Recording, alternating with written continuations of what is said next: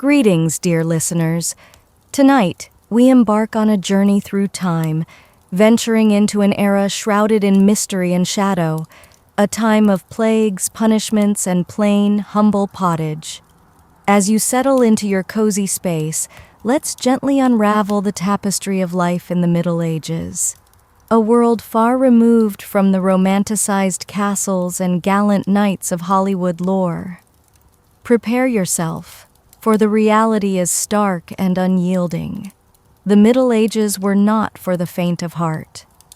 But before we delve deeper, I want to extend my heartfelt thanks to you for joining me tonight. Should you find comfort and enjoyment in this narrative, do consider liking and subscribing. Your presence here is treasured, and I would love to hear from you. Please share in the comments where you're tuning in from and the time it graces your corner of the world. It's always a delight to see the tapestry of our global community unfold. Now, as you dim your lights and perhaps let the gentle hum of a fan envelop you, let's ease into this timeless voyage together. Imagine, if you will, that you have awoken in the year 1325. Congratulations, you are alive. Yet with the good news comes the lesser news. The fleas are alive as well. Your bed is a rudimentary affair, merely a straw mattress teetering on the brink of decay, a haven for bugs and dust, exuding the unmistakable aroma of a barn floor. Because, truthfully, it was just that 3 short months ago. There are no memory foam comforts, no plush pillows, and certainly no Egyptian cotton sheets to cradle you. Instead, a woolen blanket, unwashed since last winter, rests heavily upon you, its weight akin to that of a small cow, burdened with layers of accumulated grime. As you blink away the vestiges of sleep, the distant clang of the church bell reaches your ears, a medieval alarm clock that spares no mercy in its call.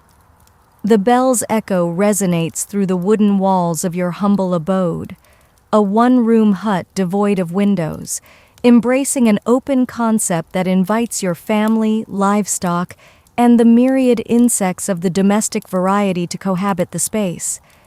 The air is a fragrant symphony, a blend of stale beer, human sweat, goat, and a lurking scent you fervently hope is not mold, though your heart whispers otherwise.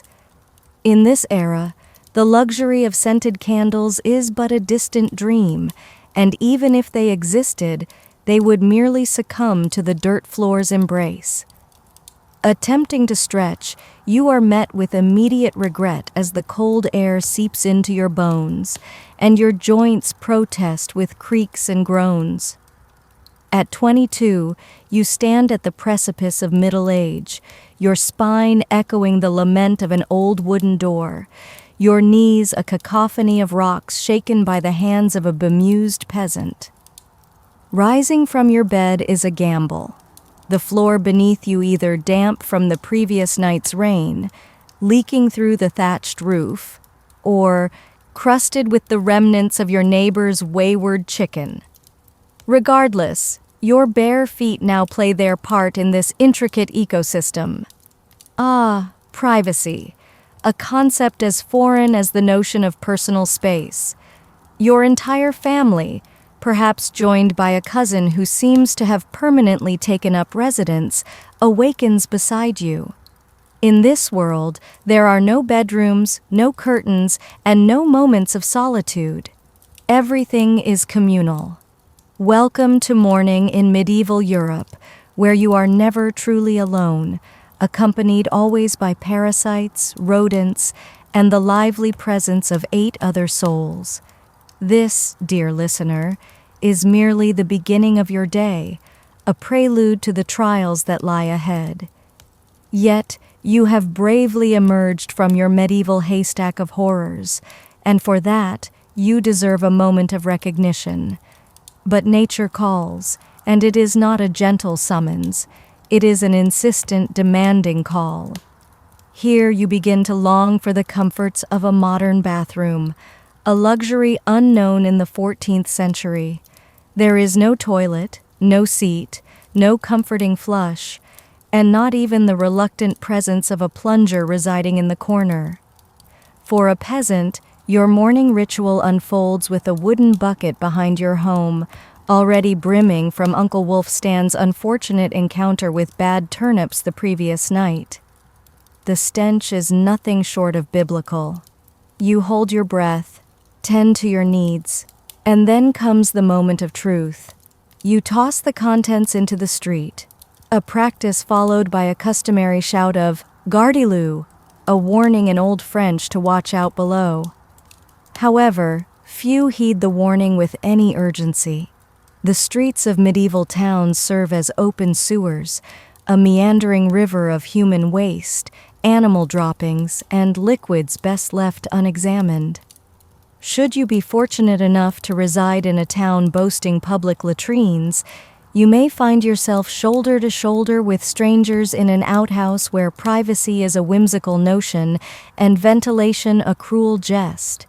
Small talk may be exchanged, but breathing deeply is ill-advised.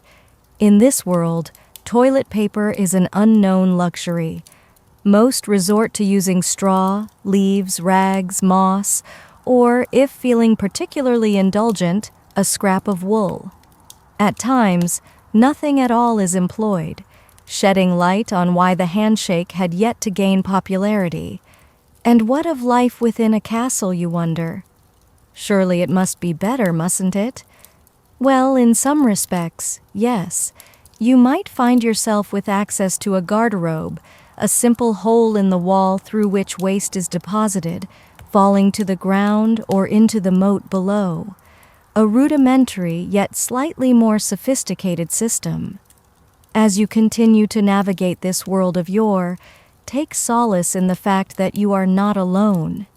We are all journeying together through this narrative, a tapestry woven with threads of history and imagination.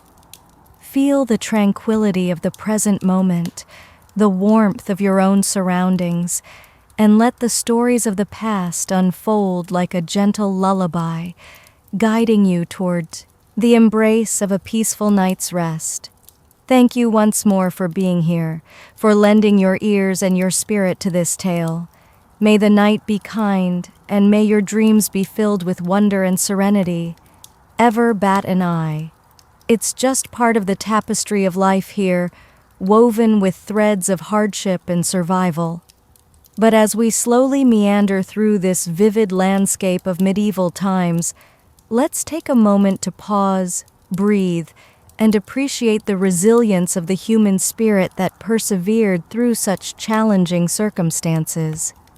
Welcome, dear listeners, to this gentle journey back in time, where the echoes of history whisper softly in the night. As you settle into your cozy space, perhaps wrapped in a warm blanket or resting your head on a soft pillow, I invite you to close your eyes and let your imagination wander to a world long past. Feel free to share where you are tuning in from, as we gather in this shared moment of reflection and calm.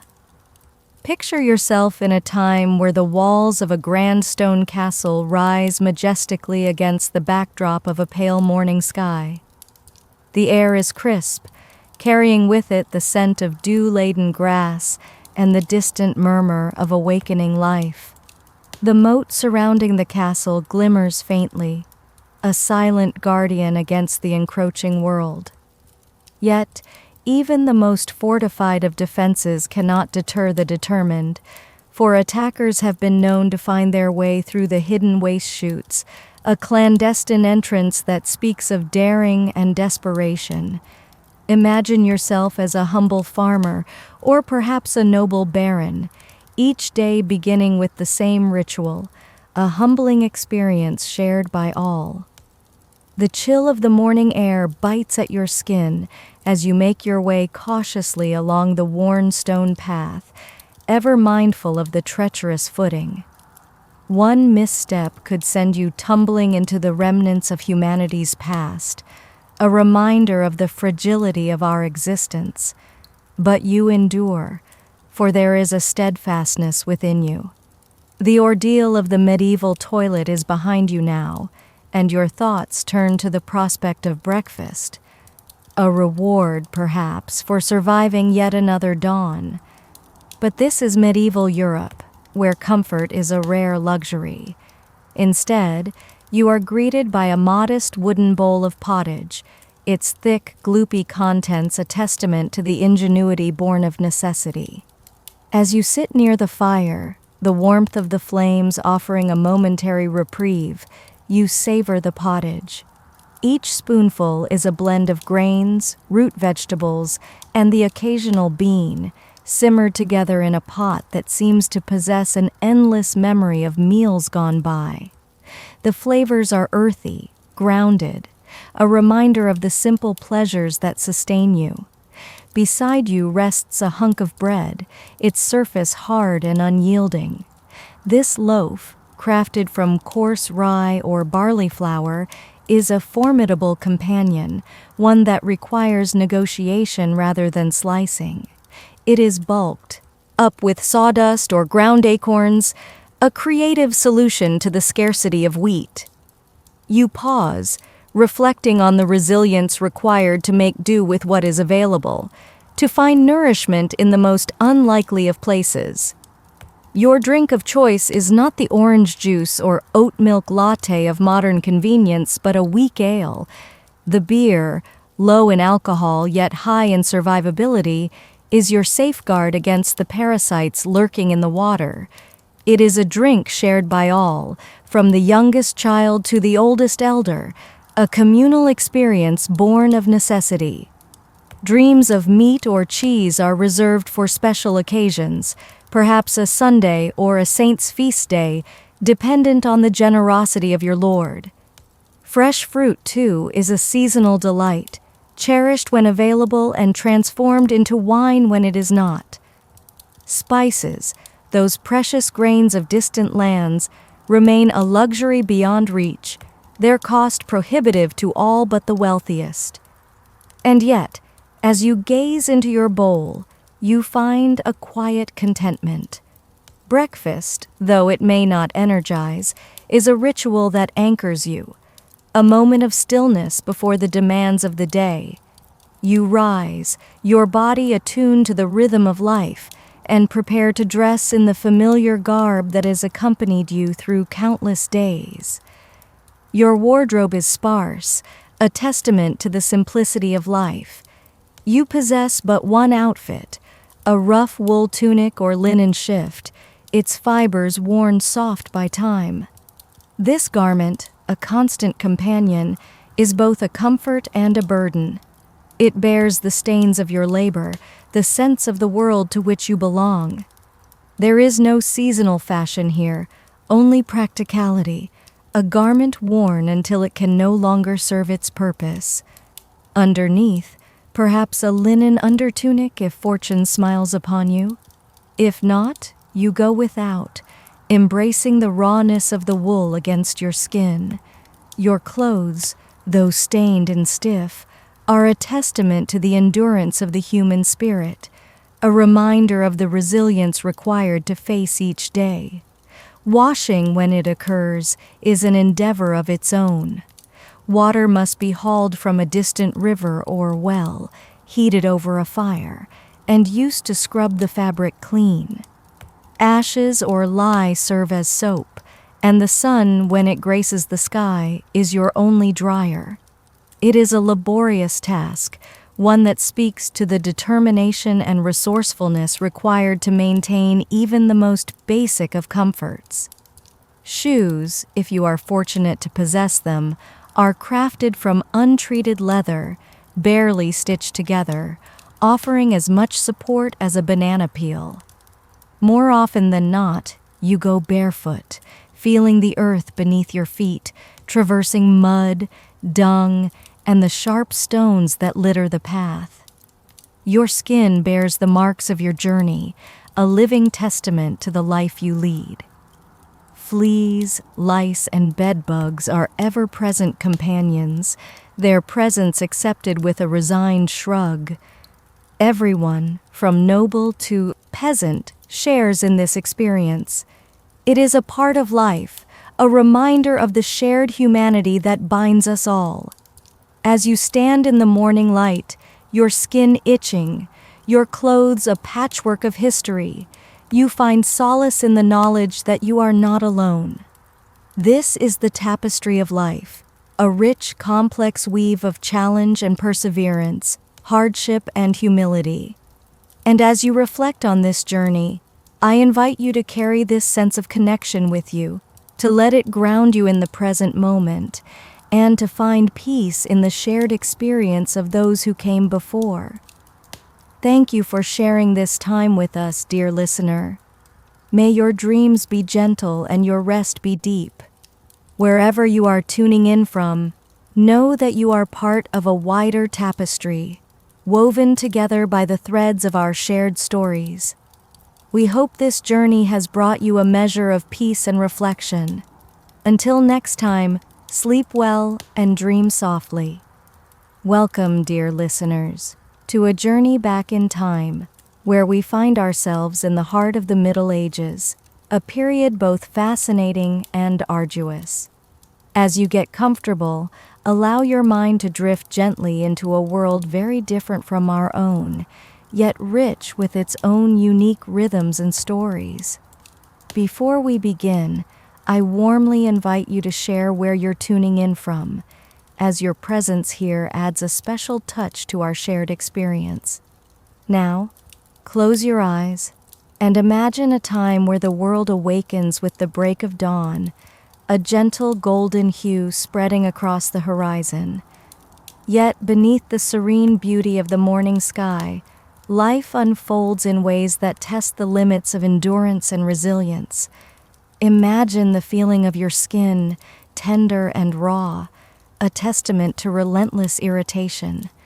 The air is cool, yet your scalp, a battlefield of discomfort, bears the marks of nature's tiny assailants. In this world, the notion of relief eludes you, for there is no dermatologist to diagnose your woes, no soothing creams to ease your discomfort. Instead, you carry on, enduring the persistent itch and the uncertainty of a rash that lingers like an uninvited companion. As you wrap yourself in the garments of the day, layers of wool clinging to your skin, there's a moment to prepare for the work that lies ahead. The air is crisp, and the world is waking up around you. Yet, even as the sun paints the sky in hues of orange and gold, a smile is a rare and risky treasure. It's not for lack of joy, but because the practice of smiling reveals secrets best kept hidden. In this medieval world, oral hygiene is but a whisper in the wind, a luxury unknown to most. Toothbrushes, toothpaste, the familiar comforts of modern dental care are absent. Instead, some might chew on a twig or rinse with wine, hoping to fend off decay. But for many, teeth become a testament to time and trial, marked by cavities and swollen gums, a silent reminder of life's harsh realities. As you make your way through the day, the shadows lengthening under the sun's gaze, your smile, if it appears at all, mirrors the battle within. Teeth, decayed and worn, echo the cries of countless meals and the relentless passage of time. Sugar is a rare indulgence, a symbol of wealth, and for those who partake, it hastens the decay, a sweet betrayal of the senses. Yet life does not pause for such discomfort. The day unfolds with the rhythm of toil, a dance of survival etched in the very fabric of existence. If you're a peasant, your days are spent laboring on land that belongs to another, rising with the sun and working until it dips below the horizon. Your tools are simple, a wooden hoe, a rusty sickle, and your body, a vessel of endurance, bears the marks of unyielding labor. In this medieval tapestry, there are no weekends, no moments of respite, save for a Sunday that might offer a brief reprieve. But even then, The demands of the land, the threat of raiders, or the plea of a feverish prayer might call you back to the fields. The earth tells its own stories, and you, a humble player in its grand narrative, listen with hands weathered by time and toil. For women, the weight of the world is doubled. Fieldwork is but one of many roles, intertwined with motherhood, housekeeping, and the relentless cycle of life that demands attention and care. Young children, too, join the fray, their innocence harnessed into labor, their dreams shaped by the reality of survival. And in this world, if you find yourself not among the fields, perhaps you are a blacksmith, a tanner, or a cooper. Each trade carries its own burdens, a dance with fire, chemicals, or the raw elements of nature. The air is thick with the scent of labor, and each breath is a testament to the life you carve out with your hands. As the day draws to a close, and the stars begin to twinkle in the vast night sky, there's a moment to pause, to reflect on the strength that carries you through each dawn and dusk. The medieval world, though harsh and unforgiving, is also a tapestry woven with stories of survival, of human spirit, and of the simple joys that light the darkest of times. Before you drift into a peaceful slumber, remember this journey, a glimpse into a past both foreign and familiar. Thank you for joining us tonight, for allowing your imagination to wander, and for sharing in this story of resilience and quiet strength. May your dreams be filled with peace, and may the night cradle you gently in its embrace. In barrels might seem like a refreshing alternative, yet it often became a breeding ground for mosquitoes and other tiny creatures that you'd rather not share your bath with. But let us pause for a moment, dear listener, and appreciate how far you've traveled through this tale. Take a deep breath, allow the warmth of gratitude to fill your heart, and know that you are deeply appreciated for joining this journey into the past. Now, as we continue, imagine yourself in a medieval village as the day begins to wane, the sky painted with the soft hues of twilight. The air is filled with the gentle sounds of nature settling down for the night. You stand in the village, feeling the rough texture of the ground beneath your feet, the earthy scent of the fields lingering in the air. The trials of the day fade into the background as the village gradually succumbs to the calm embrace of evening. Picture the small homes clustered together, each one a simple structure of wood and thatch. Smoke curls lazily from a few chimneys, the fires within offering a semblance of warmth and light. The villagers, weary from their day's labor, gather around their hearths, seeking solace in the company of family and neighbors. Laughter and quiet conversation drift into the night air, mingling with the crackle of firewood and the distant hoot of an owl. The rhythm of life in medieval times was a dance of survival, a slow waltz through the challenges posed by the elements. In winter, the world was a monochrome landscape of snow and ice, the cold seeping into bones and dwellings alike. The villagers wrapped themselves in whatever layers they could muster, clutching their cloaks tightly as they braved the bitter winds. The fields lay dormant, waiting patiently for the thaw of spring, while the people huddled together, sharing warmth and stories to pass the long, dark nights. When summer arrived, it brought with it a blaze of color and heat. The sun hung high in the sky, casting its relentless gaze upon the land. The villagers toiled under its watchful eyes, their skin glistening with sweat, their spirits buoyed by the promise of harvest. The fields buzzed with life, a symphony of insects and birds, as the crops reached for the sky. In the evenings, the village gathered to celebrate small victories, sharing modest feasts under the stars, the air fragrant with the scent of wildflowers and freshly cut hay. The seasons were a tapestry of trials and triumphs, each day a testament to the resilience and resourcefulness of those who lived through them. Even the simplest of tasks required effort and ingenuity, from fetching water to preparing meals. The villagers knew the value of every drop, every morsel, and in their hearts, they carried a deep appreciation for the abundance found in nature's bounty. As night deepens, the village falls into a hush, the world wrapped in a cloak of tranquility.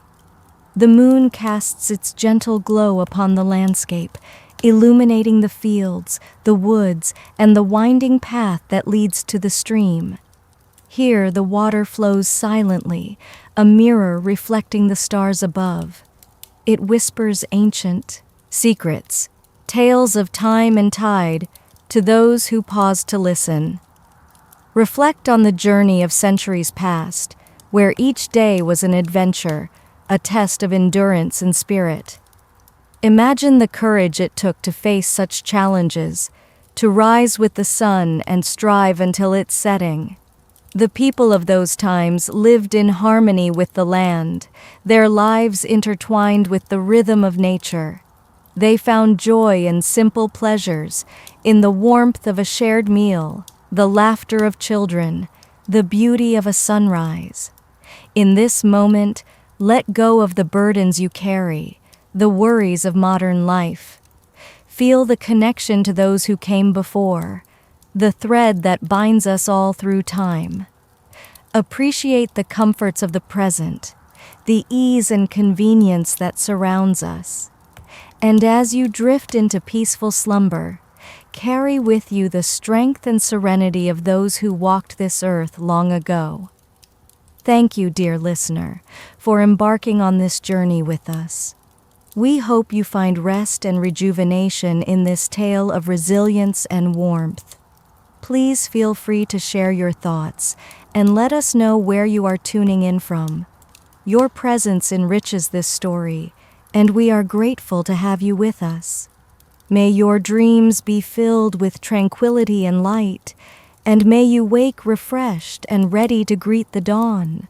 Like a concoction designed to humble the palate and test the resilience of one's spirit. As you settle into your bed tonight, let me take you on a gentle journey back to the Middle Ages, a time when life was as unpredictable as the ever-changing winds that whispered through the meadows. Close your eyes and imagine the world as it was then, where the very essence of survival was woven with threads of hope, perseverance, and sometimes sheer luck. Picture a humble village, nestled amidst rolling hills and dense forests, where the air is filled with the earthy scent of damp leaves and fresh rains. In this village, water is a precious resource, yet it comes with its own risks. Open barrels sit scattered around, collecting rainwater that trickles down from the thatched roofs. Here, birds find their respite, leaving behind traces of their presence. Insects buzz around, finding tiny sanctuaries to lay their eggs. Moss creeps softly along the edges, thriving in the moist embrace of the barrels. To the weary traveler, the sight of these barrels might seem refreshing, a promise of reprieve from the day's toil. Yet, for the villagers, water is a gamble, a roll of the dice with fate. Every sip could be a step toward life or a dance with danger. Imagine taking a cautious gulp, feeling the cool liquid slip down your throat, knowing that this simple act could lead to days spent in feverish agony, lying on a straw bed, clutching your aching stomach, and reflecting on every choice that brought you to this moment. As you lie there, drifting deeper into the storytelling embrace of the night, consider the life of our ancestors. They raised their goblets in silent tribute to those who dared to drink from the same fountains of uncertainty. Today, we sip our tap water without a second thought, a privilege our forebears could scarcely fathom. Now, let's wander into the realm of medieval medicine, where the line between healer and tormentor was often blurred. Imagine feeling the telltale signs of illness creeping upon you, perhaps a persistent cough, an unusual rash, or the ominous shadow of the plague. In those days, the cause of your ailments was attributed to an imbalance of the four humors: blood, phlegm, yellow bile, and black bile. Your body was like a delicate symphony, and any discordance could result in a cacophony of suffering. Imagine seeking the aid of a healer, whose remedies were guided by the ancient wisdom of balancing these humors. A fever was believed to be the result of too much blood, and the solution was as unsettling as it was common: bloodletting. Picture yourself sitting in a dimly lit room, the air thick with anticipation, as a barber, sharp blade in hand, prepares to release the excess life force from your veins. There is a surreal comfort in the ritual, an acceptance of the unknown as the leech does its work, or the blade finds its mark. Should your spirit feel heavy with melancholy or anxiety, it was thought to be the work of an excess of black bile. The cure? Laxatives, herbal purges, or fervent prayers whispered in the stillness of night, while those around you avoided your gaze, already envisioning the carving of your final resting place. The thought of a broken bone or an open wound was enough to send shivers down the spine, for the absence of anesthesia meant that surgery was a brutal test of endurance. Tools, blackened by the soot of countless fires, were wielded by hands accustomed to the rawness of life, and every cut and stitch was a testament to human resilience. In this world of uncertain remedies, the belief in divine intervention was strong. If by chance you emerged from the brink of death, it was seen as a miracle. The healer would humbly accept the credit, while the leech, that small but vital participant in your recovery, would be lauded for its contribution. As the day's labors drew to a close, and the sun dipped below the horizon, casting long shadows across the fields, it was time to gather for a meal. Picture the modest abode of a medieval family, the hearth casting a warm glow, and the table set with whatever provisions could be mustered. Hunger was a constant companion, and the promise of a meal was a source of comfort amidst the trials of the day. Yet, as you settle into this imagined scene, know that the feast before you is fraught with its own dangers. Food preservation was a challenge, the lack of modern conveniences like refrigeration making every bite a calculated risk. Meat, if it found its way to your plate, was often aged to the point of uncertainty, its surface mottled with the traces of flies and the curious nibblings of small creatures. Bread, the staple of medieval sustenance, was no safer. In years when the harvest was lean, it was stretched with whatever could be found: bark, sawdust, or even clay, to stave off hunger. In rye season, a lurking threat came in the form of ergot, a fungus that could turn a simple loaf into a hallucinogenic journey and a dance with death. Vegetables were a seasonal luxury, and in the depths of winter, the humble turnip reigned supreme. Boiled, mashed, or floating in a pottage, it was a constant presence on the medieval menu, a testament to the necessity of survival over preference. Fruit, a fleeting delight in the fall, quickly succumbed to time's relentless march.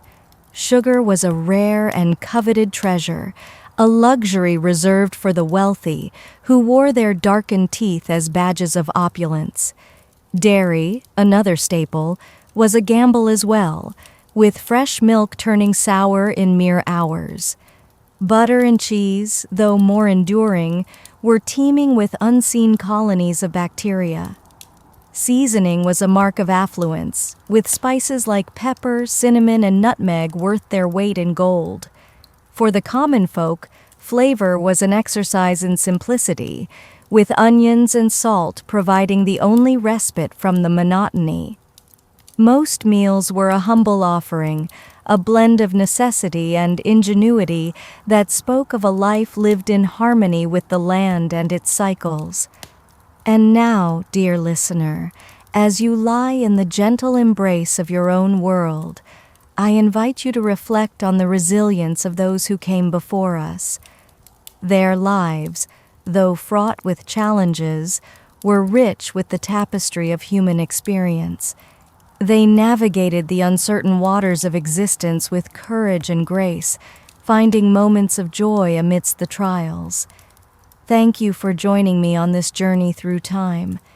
As you drift into a peaceful slumber, I invite you to share where you're tuning in from, to connect us across the distances, and remind us of the shared stories that weave the fabric of our world. May your dreams be filled with the gentle whispers of history, and may your heart find solace in the enduring spirit of those who walk this earth before us, like they could defy the invisible chains of their world.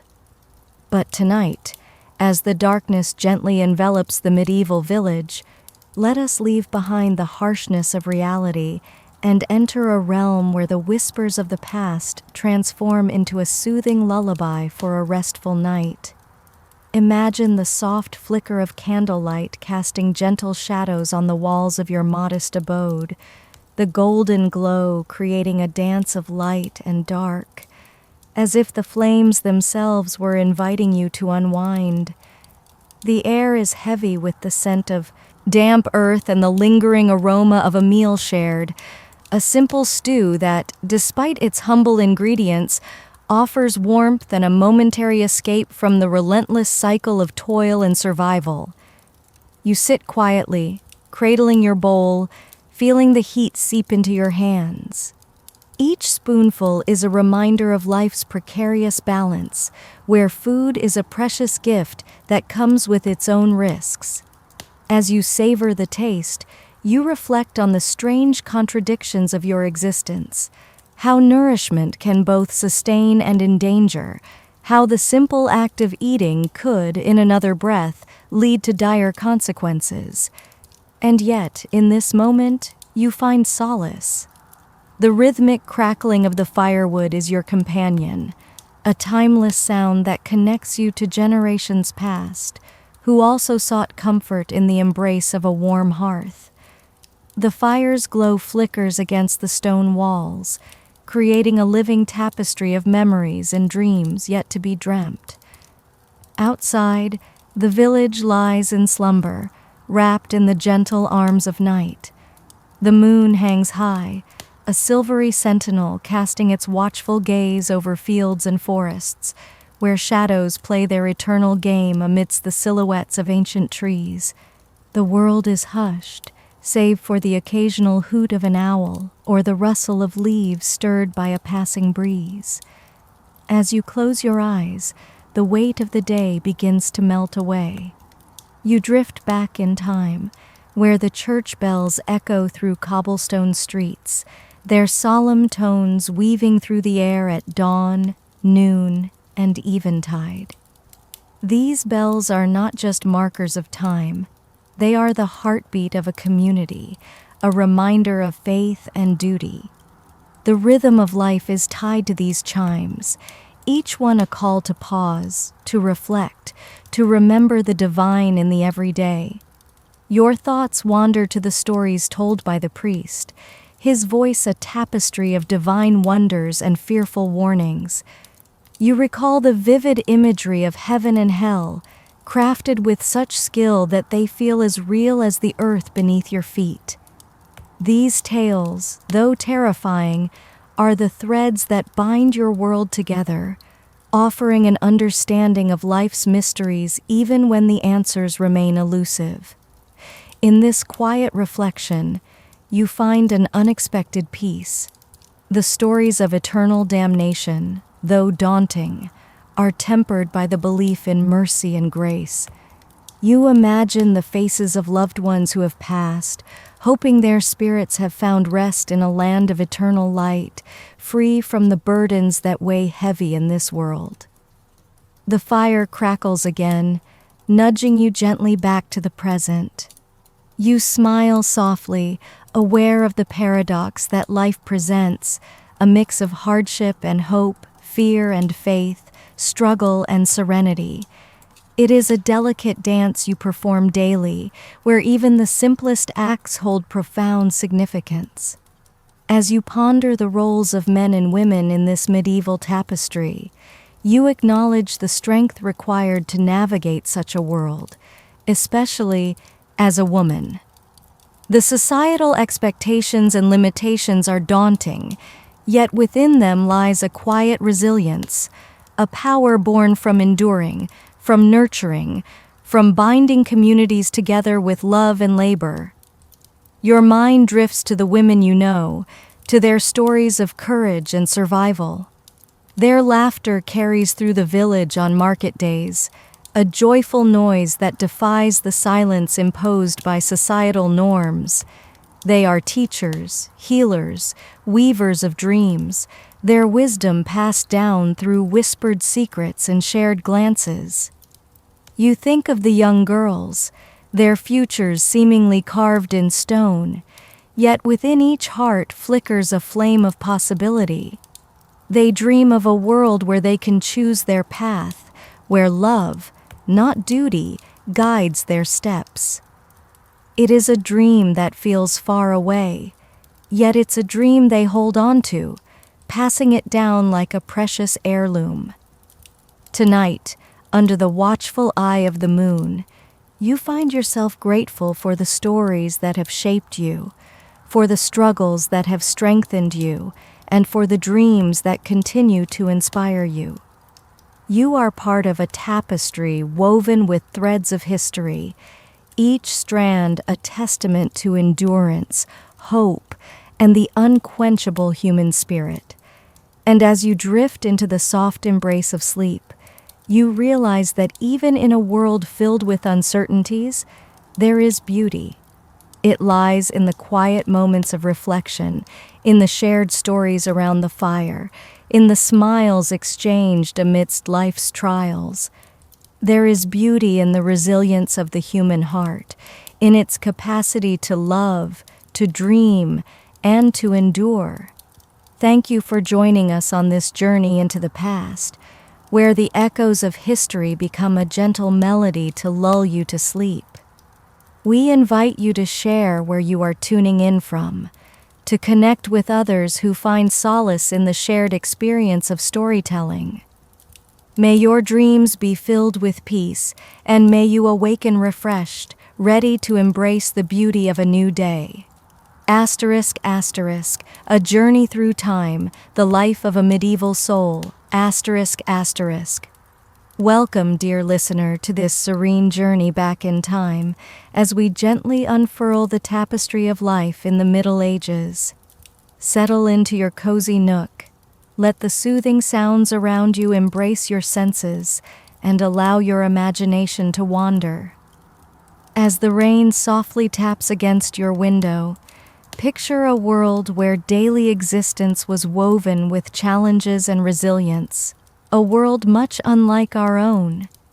Feel free to share where you are joining us from as we embark on this tale together, united by the gentle threads of curiosity and wonder.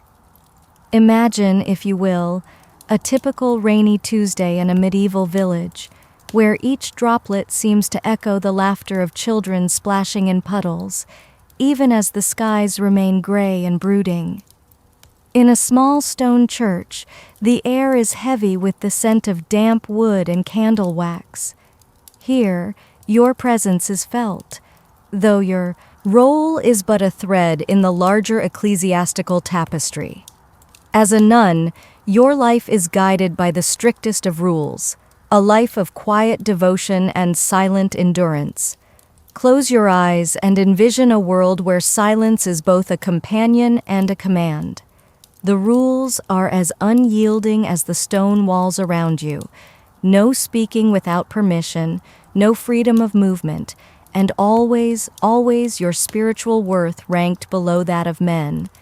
In this distant age, if you are a woman, society expects you to endure, to obey without question, to reproduce and to suffer with a quiet dignity, ideally while maintaining a serene smile. This era of universal struggle painted women as paragons of graceful suffering. You, a stalwart soul, have battled through filth and starvation, faced social injustices, and perhaps even contended with a wayward goat or two. Just when the day seems to have reached its peak of trials, the specter of violence looms large, a loud and bloody reminder of the era's harsh realities. The Middle Ages, dear listener, were anything but peaceful.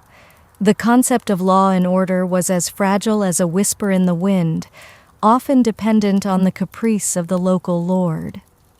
Violence was a constant companion, lurking in every corner, within homes, on the streets, amidst heated disputes in the very church that promised sanctuary, and even as you waited in line at the communal bread oven.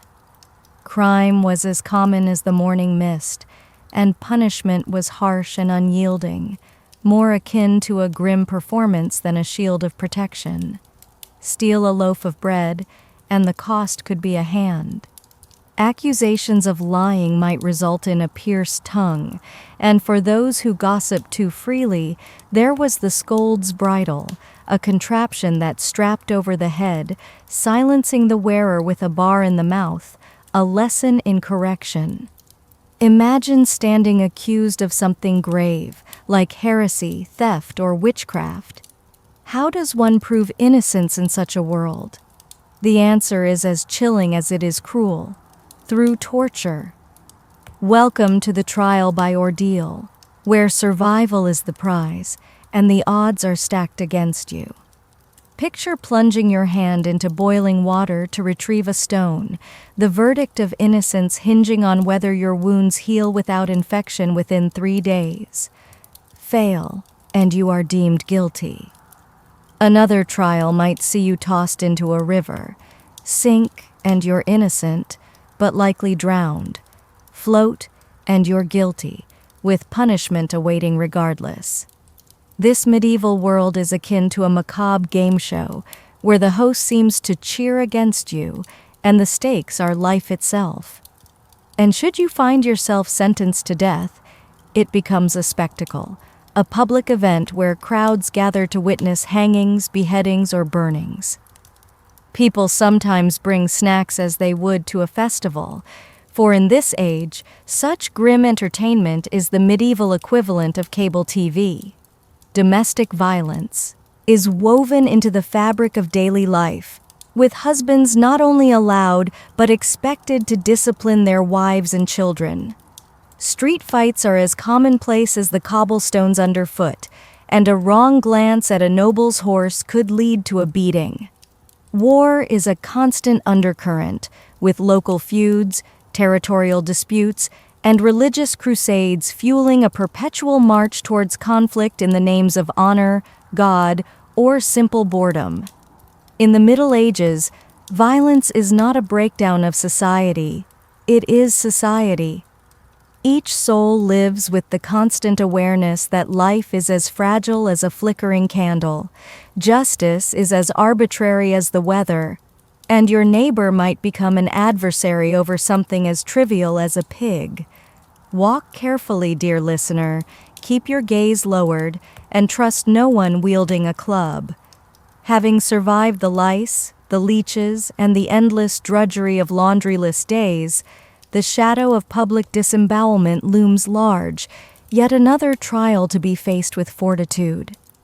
The final chapter of most medieval lives unfolds with the inevitability of an early and unglamorous death. To breathe past the age of 40 is to be a rarity, a living marvel, often referred to as the Old One, less a nickname and more a testament to your endurance. The average life expectancy hovers around 30 to 40 years. skewed by the high infant mortality rate. Nearly half of all children never see their 5th year, succumbing to disease, malnutrition, or the merciless bite of a harsh winter. Without vaccines or antibiotics, hope is as distant as the stars. Survive childhood, and you enter adulthood already weary, each step a testament to your resilience. Work begins as soon as you can stand, and by 25 your joints creak like the ancient door of a monastery. Teeth are often missing, perhaps a finger, and most certainly your original sense of optimism. For women, childbirth is a perilous endeavor, a leading cause of death. No pain relief, no medical intervention, just the fervent prayers of those who attend you, the warmth of hot water, and a comforting hand to hold as you labor on a straw-stuffed cot. For men, the dangers are different but no less relentless. Imagine the risks of farming accidents, infections festering from minor wounds, the rage of a neighbor, or the folly of a crusade gone awry. Even a simple walk to the market could be fraught with danger if you encounter a bandit or an irate tax collector. Death is a specter that comes in many forms. It could arrive quietly, on the wings of the plague, turning bustling cities into silent cemeteries overnight. Or it might come with the slow, insidious grip of famine, thinning the ranks of entire villages, or through the cruel twist of fate that sees you consuming spoiled grain, your final hours spent in fevered hallucinations, screaming at the shadows.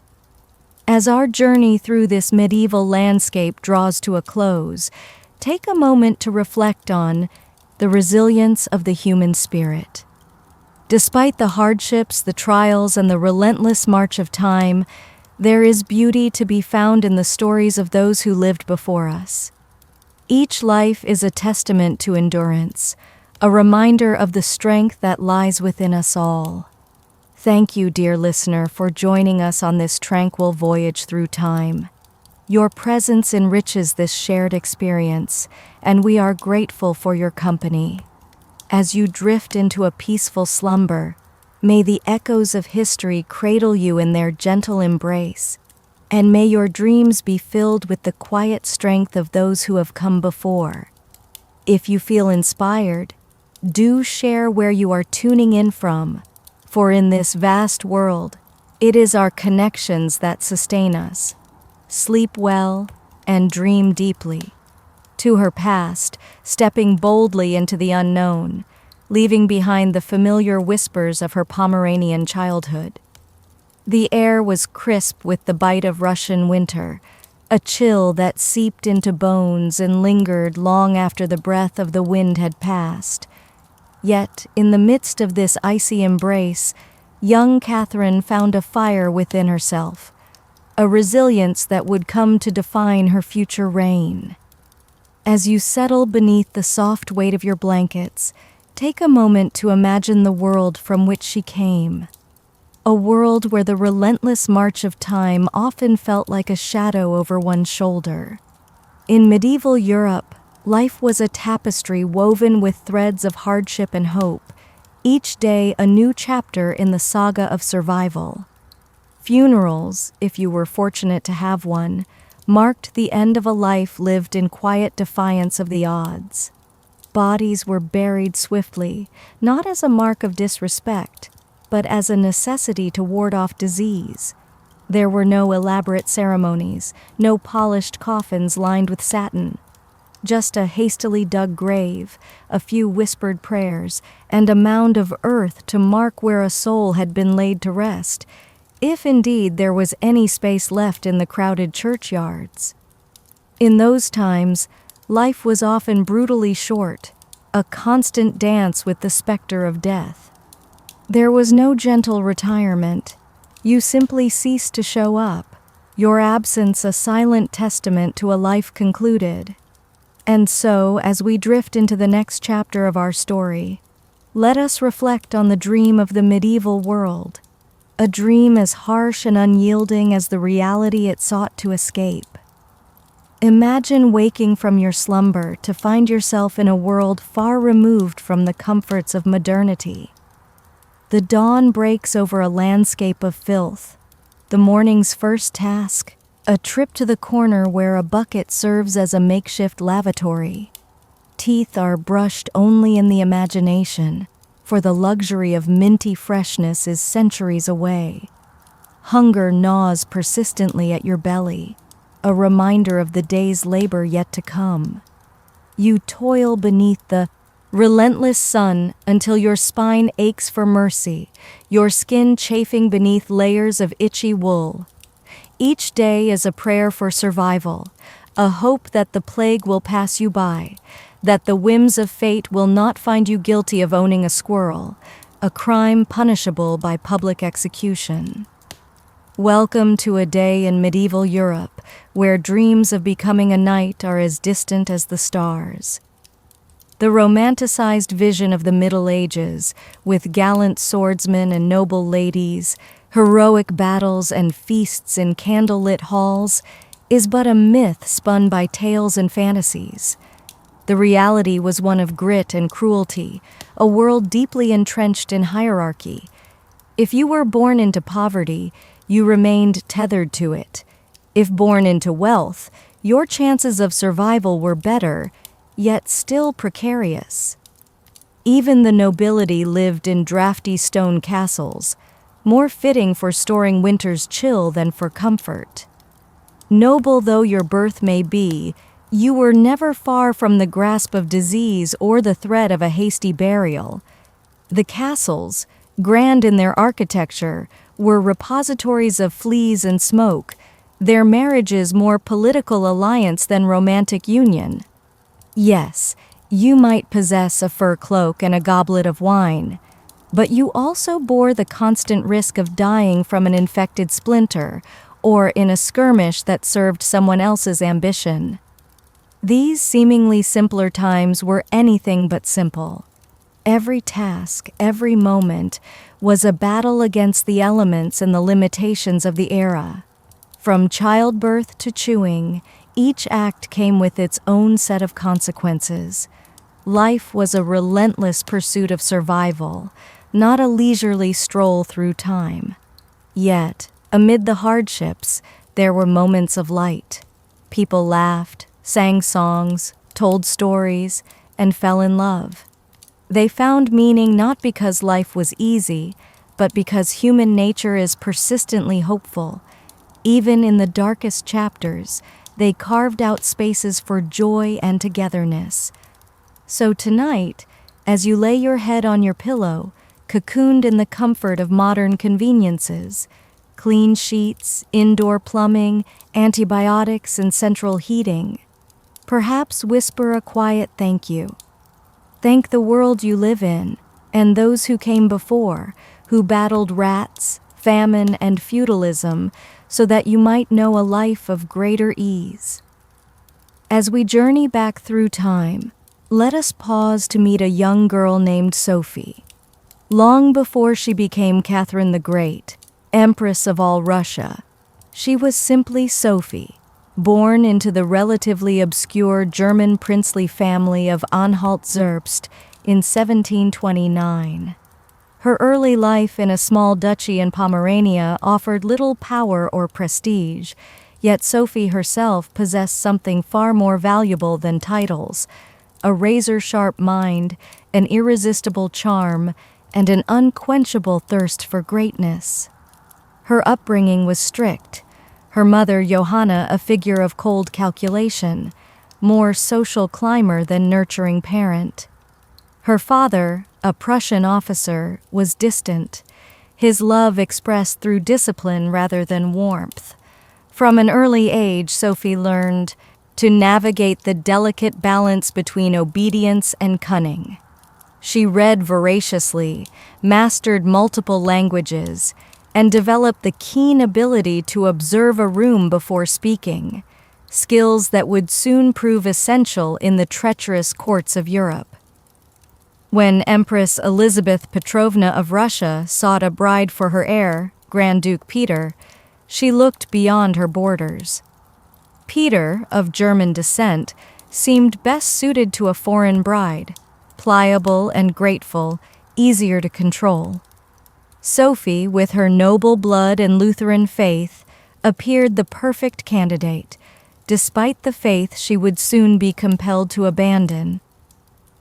At just 14, Sophie was summoned to the grandeur of St. Petersburg in 1744. She arrived in the frozen capital, her thin German garments little defense against the biting cold, her diplomatic smile a mask for the uncertainty within. Her mother maneuvered her like a piece on a chessboard, yet Sophie had her own game to play. To become truly accepted in Russian society, Sophie converted to Orthodoxy, adopting the name Ekaterina Alexeyevna, Catherine. The ceremony was public, symbolic, and life-altering, marking not just a change in religion, but a decisive step away from her past and into the heart of Russian aristocracy. The bridge to her former life was not merely crossed, it was set aflame, leaving only the path forward. Embrace the warmth of your bed, the soothing rhythm of your breath, and let these reflections guide you into a night of restful sleep. As you dream, think of the countless lives that paved the way for the world you know, each story a testament to the endurance and creativity of the human spirit. Thank you for sharing this moment, for allowing these stories to weave into the fabric of your dreams. Wherever you find yourself in this vast world, we invite you to share your thoughts, to tell us where you're listening from, and to join us again on another journey through time. In the stillness of the night, beneath a sky speckled with stars like scattered diamonds, we find ourselves drawn into a tale of courage, transformation, and the relentless pursuit of destiny. Before we begin, I want to warmly thank each of you for joining us on this gentle journey into the past. Your presence here is cherished, and I invite you to share where you are tuning in from as we weave together this tapestry of history and emotion. Our story unfolds with a young girl named Sophie, stepping softly into a grand but foreign empire, her path illuminated only by the flickering torches of the Russian court. Her fur-trimmed coat whispered against the cold air, a silent testament to her isolation in this new world. No one at that moment could have foreseen the monumental events that lay ahead: betrayal, revolution, enlightenment, and empire. Yet, from the instant Sophie crossed the threshold of the Russian court, she ceased to be a mere pawn in a game of royal chess and began to craft her own destiny as a future queen. Catherine, as she would come to be known, entered into a marriage with Grand Duke Peter, a union that was supposed to cement her place within the intricate tapestry of Russian royalty. However, instead of a crown of gold, she found herself ensnared in a cage of duty and disillusionment. Peter, heir to the vast Russian throne, was far from the dashing prince of fairy tales. Awkward and immature, his heart was captivated not by his new bride, but by the miniature soldiers with which he waged imaginary battles. He was more enthralled by the strategy of war games in his private chambers than by the governance of an empire or the warmth of his companion's embrace. Rumors whispered through the corridors of the palace, suggesting that Peter had even refused to consummate the marriage for years, his affections bound to the ideals of Frederick the Great of Prussia. In stark contrast, Catherine embraced her new homeland with an unwavering fervor. She immersed herself in the Russian language, delved into its rich history, and memorized the sacred rituals of the Orthodox Church. While Peter longed for escape, Catherine yearned to belong. This mismatch was not only a personal discord but a political one. The Russian court was a labyrinth of intrigue, a nest of vipers where gossip slithered through the shadows, paranoia dripped like venom, and brutal power struggles were the order of the day. Empress Elizabeth ruled with an iron grip, yet her health was waning, and the court was abuzz with anticipation of the inevitable transition. Each player had a hidden agenda, and Catherine was no exception. Under the watchful eyes of 1,000 observers, her letters were intercepted, her friendship scrutinized, and her every move monitored. Trust was a rare commodity, and betrayal lurked behind every corner. In this world of treacherous alliances and volatile loyalties, Catherine proved herself astute. She learned to play the court's dangerous games, quietly cultivating allies in the shadows. Military officers were charmed by her poise, scholars found a friend in her intellect, and she garnered respect for her dignity and restraint, a stark contrast to her husband's childish tantrums and disdain for Russian traditions. Behind closed doors, Catherine's mind was a sanctuary of enlightenment. She devoured the works of thinkers like Voltaire and Montesquieu, their words sparking a vision in her heart, not just for herself, but for the nation she was coming to love. Her dream was of a Russia strengthened by education, guided by reason, and unshackled from the chains of ignorance. But one obstacle towered before her. As long as Peter lived, Catherine remained a powerless wife tethered to a man unfit to rule. So she waited, observed, and meticulously planned, knowing that the Russian throne was not simply inherited, it was taken. The year was 1762, and after nearly 2 decades of silent watching and careful maneuvering, Catherine discerned her moment. Empress Elizabeth had passed, and Peter, now Peter III, ascended the throne. Yet his reign began to crumble almost as soon as it began. Within a few short months, Peter managed to alienate the church, offend the nobility, and insult the army. His admiration for Prussia, Russia's old nemesis, was a bitter pill for the court to swallow. He reversed key policies, humiliated the clergy, and openly spoke of divorcing Catherine to wed his mistress. The court, already wary of his erratic behavior, turned cold, and the army, filled with generals loyal to Catherine, grumbled in shadowed corridors. Even the ordinary Russians, devout and patriotic, viewed Peter as a foreign puppet who mocked their cherished traditions. As all of this unfolded before her eyes, Catherine prepared to make her move. In the warmth of July, while Peter indulged himself at his summer palace, Catherine launched a coup d'état that was as audacious as it was bloodless. Supported by key military officers, including her lover Grigory Orlov and his influential brothers, she rode through St. Petersburg, resplendent in full regalia. The city hailed her as Empress Catherine II, and the powerful imperial guard pledged their allegiance to her cause. Peter, caught off guard and bereft of allies, surrendered within days. He was taken into custody, and shortly thereafter, news of his mysterious death reached the ears of the nation. Official reports claimed it was a result of hemorrhoidal colic, but whispers of murder lingered in the air. Catherine stood as the new empress, not by the accident of birth or the bonds of marriage, but through sheer willpower, intelligence, and audacity. Her ascent to the throne was unprecedented. A foreign-born woman with no legitimate claim had seized the Russian Empire without a single battle. Yet her true challenge lay ahead. Catherine had to transform her bold seizure of power into a lasting legacy. Would Russia embrace her reign? Would the nobility accept her rule? Could she hold the vast empire together without succumbing to the same fate that had befallen her husband?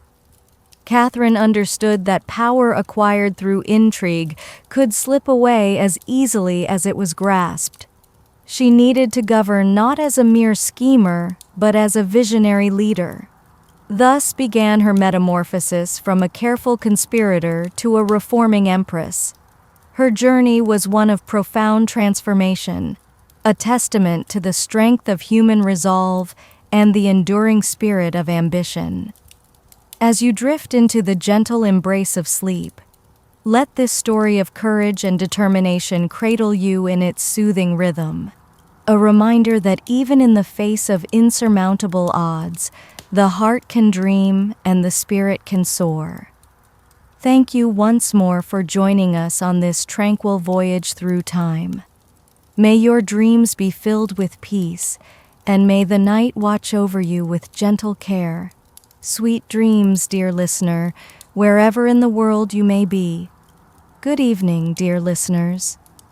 As you settle into your cozy spaces, perhaps nestled under a soft blanket or reclining in a favorite chair, let your mind drift to the stories of old, where history and dreams intertwine.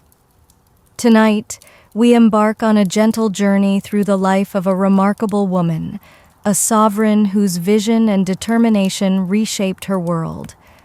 I invite you to close your eyes and let your imagination wander as we delve into the tale of Catherine, the great Empress of Russia. Catherine was not just a ruler, she was a visionary, a woman who embraced the Enlightenment with open arms and an open heart.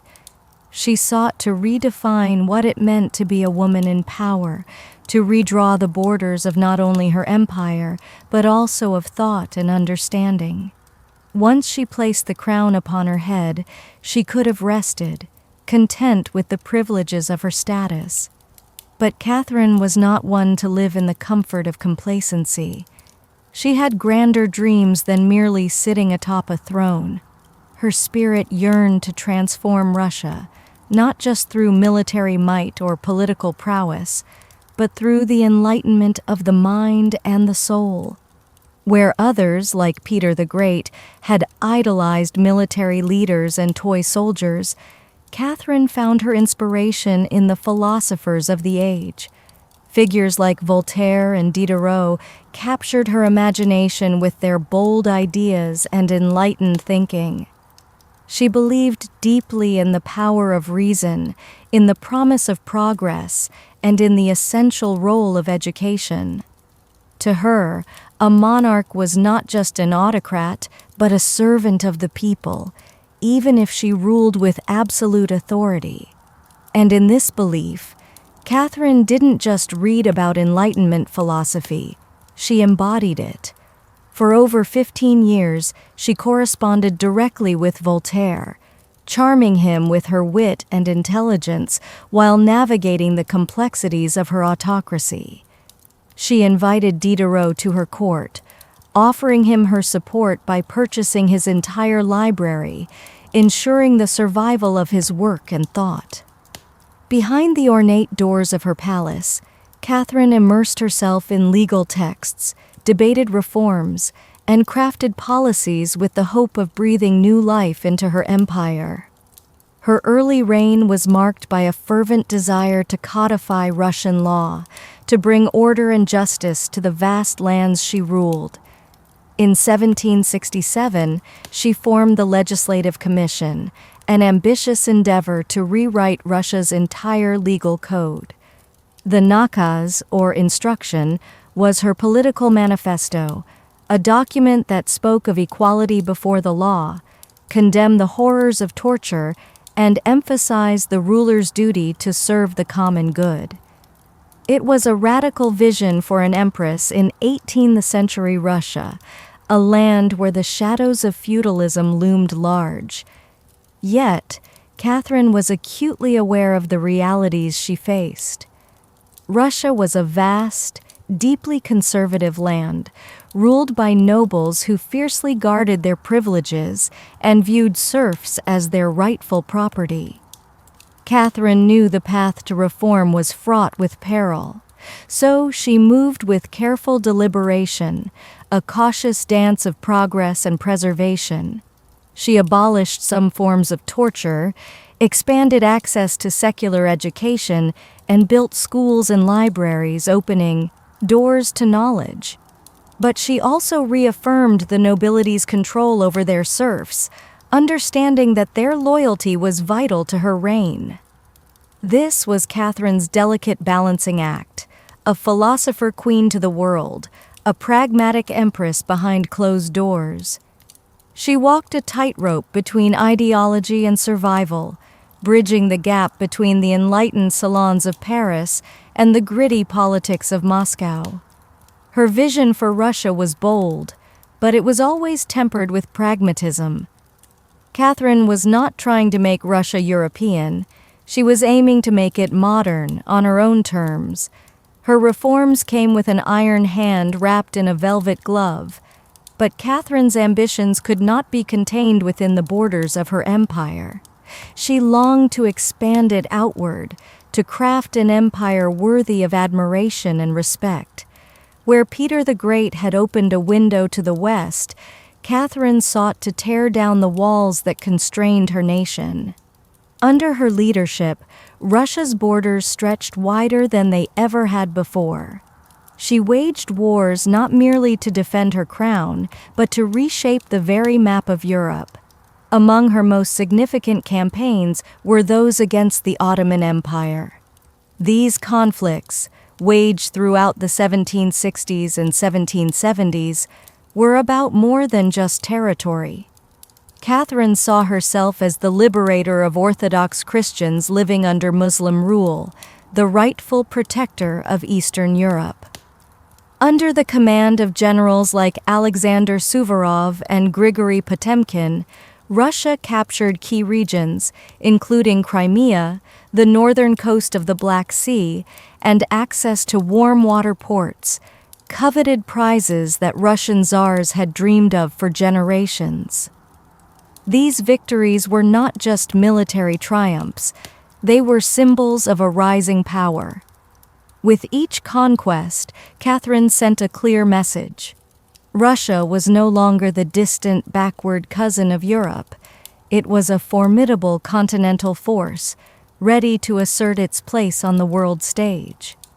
Catherine also turned her gaze westward.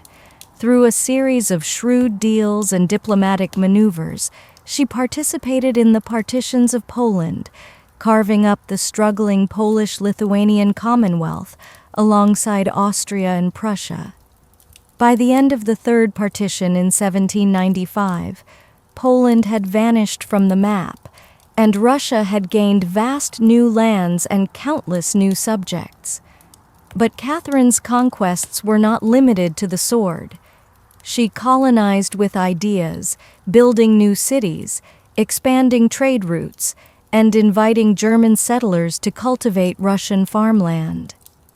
The empire became a vibrant mosaic, stretching from the icy Baltic to the sun-drenched shores of the Black Sea. Through it all, Catherine remained the central force, reading reports, issuing orders, and personally overseeing the shape of her ever-expanding empire. Critics might accuse her of being power-hungry, even imperialistic. But to Catherine, expansion was not a mere ambition. It was a destiny. She believed that a great ruler was measured not just by ideas, but by borders. She did not want to simply rule Russia. She wanted to remake it into a civilized empire, one that would be feared by its enemies and respected by its peers. And so, dear listeners, as you drift into the gentle embrace of sleep, let the echoes of Catherine's dreams and deeds lull you into a peaceful slumber. Thank you for joining us on this journey through time and thought. We are grateful for your presence tonight. Before you close your eyes completely, we invite you to share with us where in the world you are tuning in from. Your stories and locations add to this tapestry of shared experiences. Sleep well, and may your dreams be as bold and enlightening as those of Catherine the Great. As the soft veil of night descends, let us journey back to a world shaped by ambition and intrigue, where the whispers of history dance like shadows in the moonlight. Feel the gentle pull of curiosity as we delve into the story of a woman whose brilliance cast both light and shadow across her empire. We invite you to settle in, releasing the weight of the day, and join us on this tranquil voyage through time. Catherine the Great, Empress of Russia, was a woman of formidable power and undeniable allure.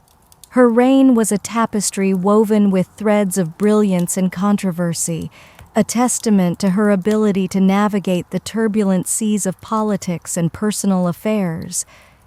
As we drift into this tale, let us imagine the grand halls of her palace, echoing with the soft rustle of silk and the whispered conversations of courtiers. For all her intelligence and authority, Catherine's private life was as much a part of her legacy as her political achievements. The inner chambers of her palace witnessed not only matters of state, but also affairs of the heart. Catherine's lovers were not mere fleeting passions. They were a carefully curated procession of companions, each chosen with discernment and intent.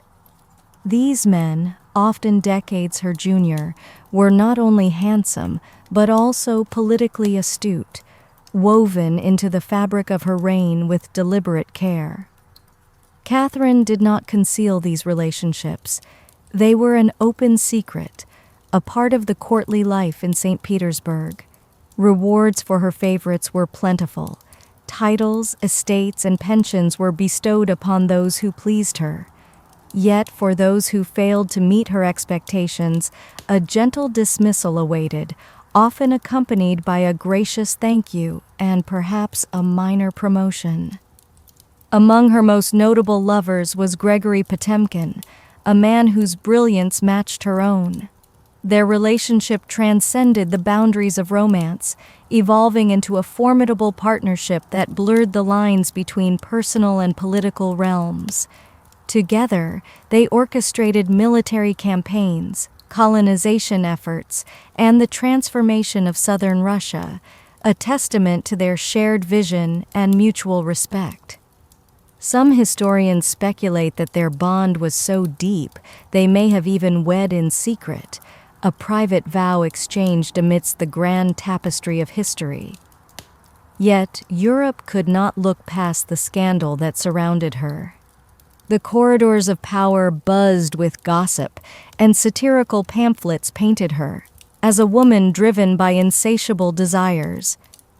Even after her death, rumors persisted, the most grotesque of which involved a horse, a vile tale spun by her enemies to tarnish her legacy. But why such obsession? Catherine was a woman who wielded power unapologetically, in a world where female rulers were expected to conform to saintly or tragic archetypes. She refused to play the role prescribed to her, choosing instead to live, love, and rule on her own terms. This defiance made her both dangerous and revered. Ironically, while her detractors cast her as immoral, Catherine herself approached love and sexuality with a philosophical mindset. She viewed pleasure as a natural facet of life, believing that personal relationships need not threaten one's public responsibilities.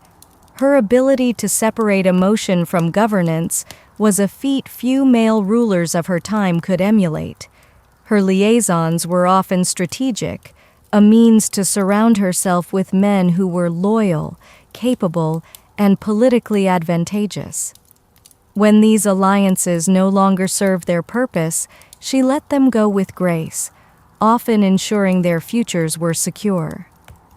Catherine's love life, far from weakening her reign, was an integral part of her strategy, a delicate blend of passion and power that rendered her unforgettable, envied, and feared. Yet, her reign was not without its challenges.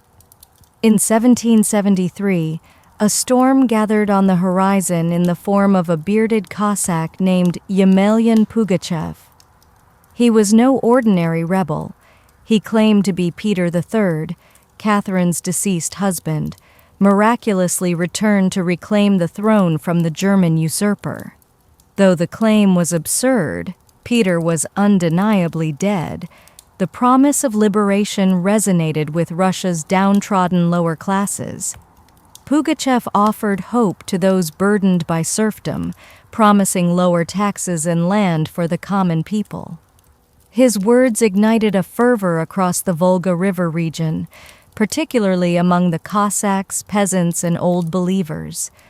In a time when the chasm between nobility and serfs had grown painfully wide, his promises were a siren call of salvation. The Pugachev Rebellion emerged as the largest peasant uprising in Russian history, sweeping through towns and fortresses, leaving devastation in its wake. For a moment, it seemed as though the empire itself might fracture under the weight of this internal revolt. Catherine, though shaken by the uprising, did not succumb to panic. This was not a foreign conflict to be resolved with cavalry and treaties. It was a rebellion from within, a challenge to the very system she governed. But Catherine was a leader of resolve. She dispatched professional military forces to quash the rebellion with ruthless efficiency. By 1774, Pugachev's forces were defeated, and he was captured, displayed in an iron cage, and eventually executed in Moscow, a stark warning to those who might dare follow in his footsteps. In the aftermath, Catherine's dreams of liberating the serfs faded into silence. The rebellion had revealed the limits of enlightenment in a nation still shackled by feudalism. She turned to the nobility for support, offering them greater control over their serfs in exchange for their loyalty. It was a pivotal moment, marking a shift in her priorities from philosophical ideals to the preservation of stability. Reform became cautious, surveillance intensified, and even the whisper of rebellion was to be extinguished before it could gain momentum. Pugachev may have lost his life, but his rebellion left a lingering warning, a reminder that power built on inequality is inherently unstable, always at risk of crumbling beneath the weight of its own contradictions. As Catherine the Great neared the end of her reign, she stood as a figure of both admiration and controversy, her legacy etched into the annals of history as a ruler who dared to defy convention and embrace the complexities of life and leadership. As we draw this story to a close, let the lessons of Catherine's reign linger in the quiet corners of your mind, a reminder of the intricacies of human nature and the delicate balance of power.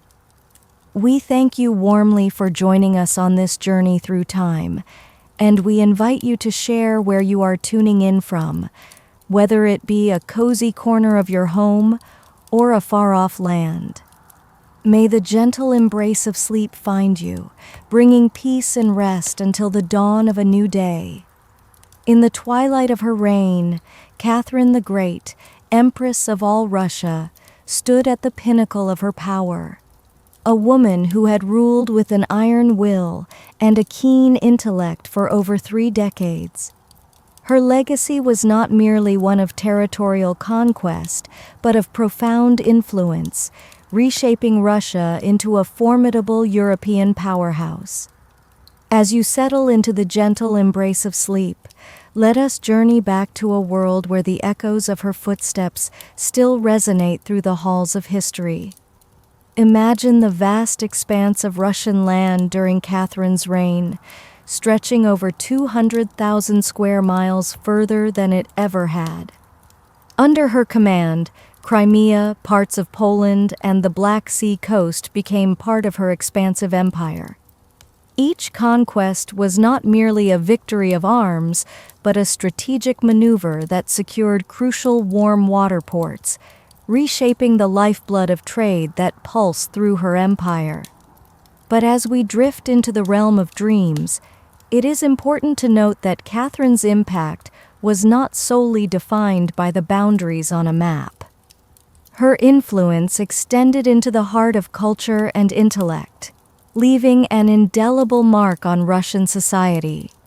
She founded the Hermitage Museum, curating one of the most exquisite art collections in Europe.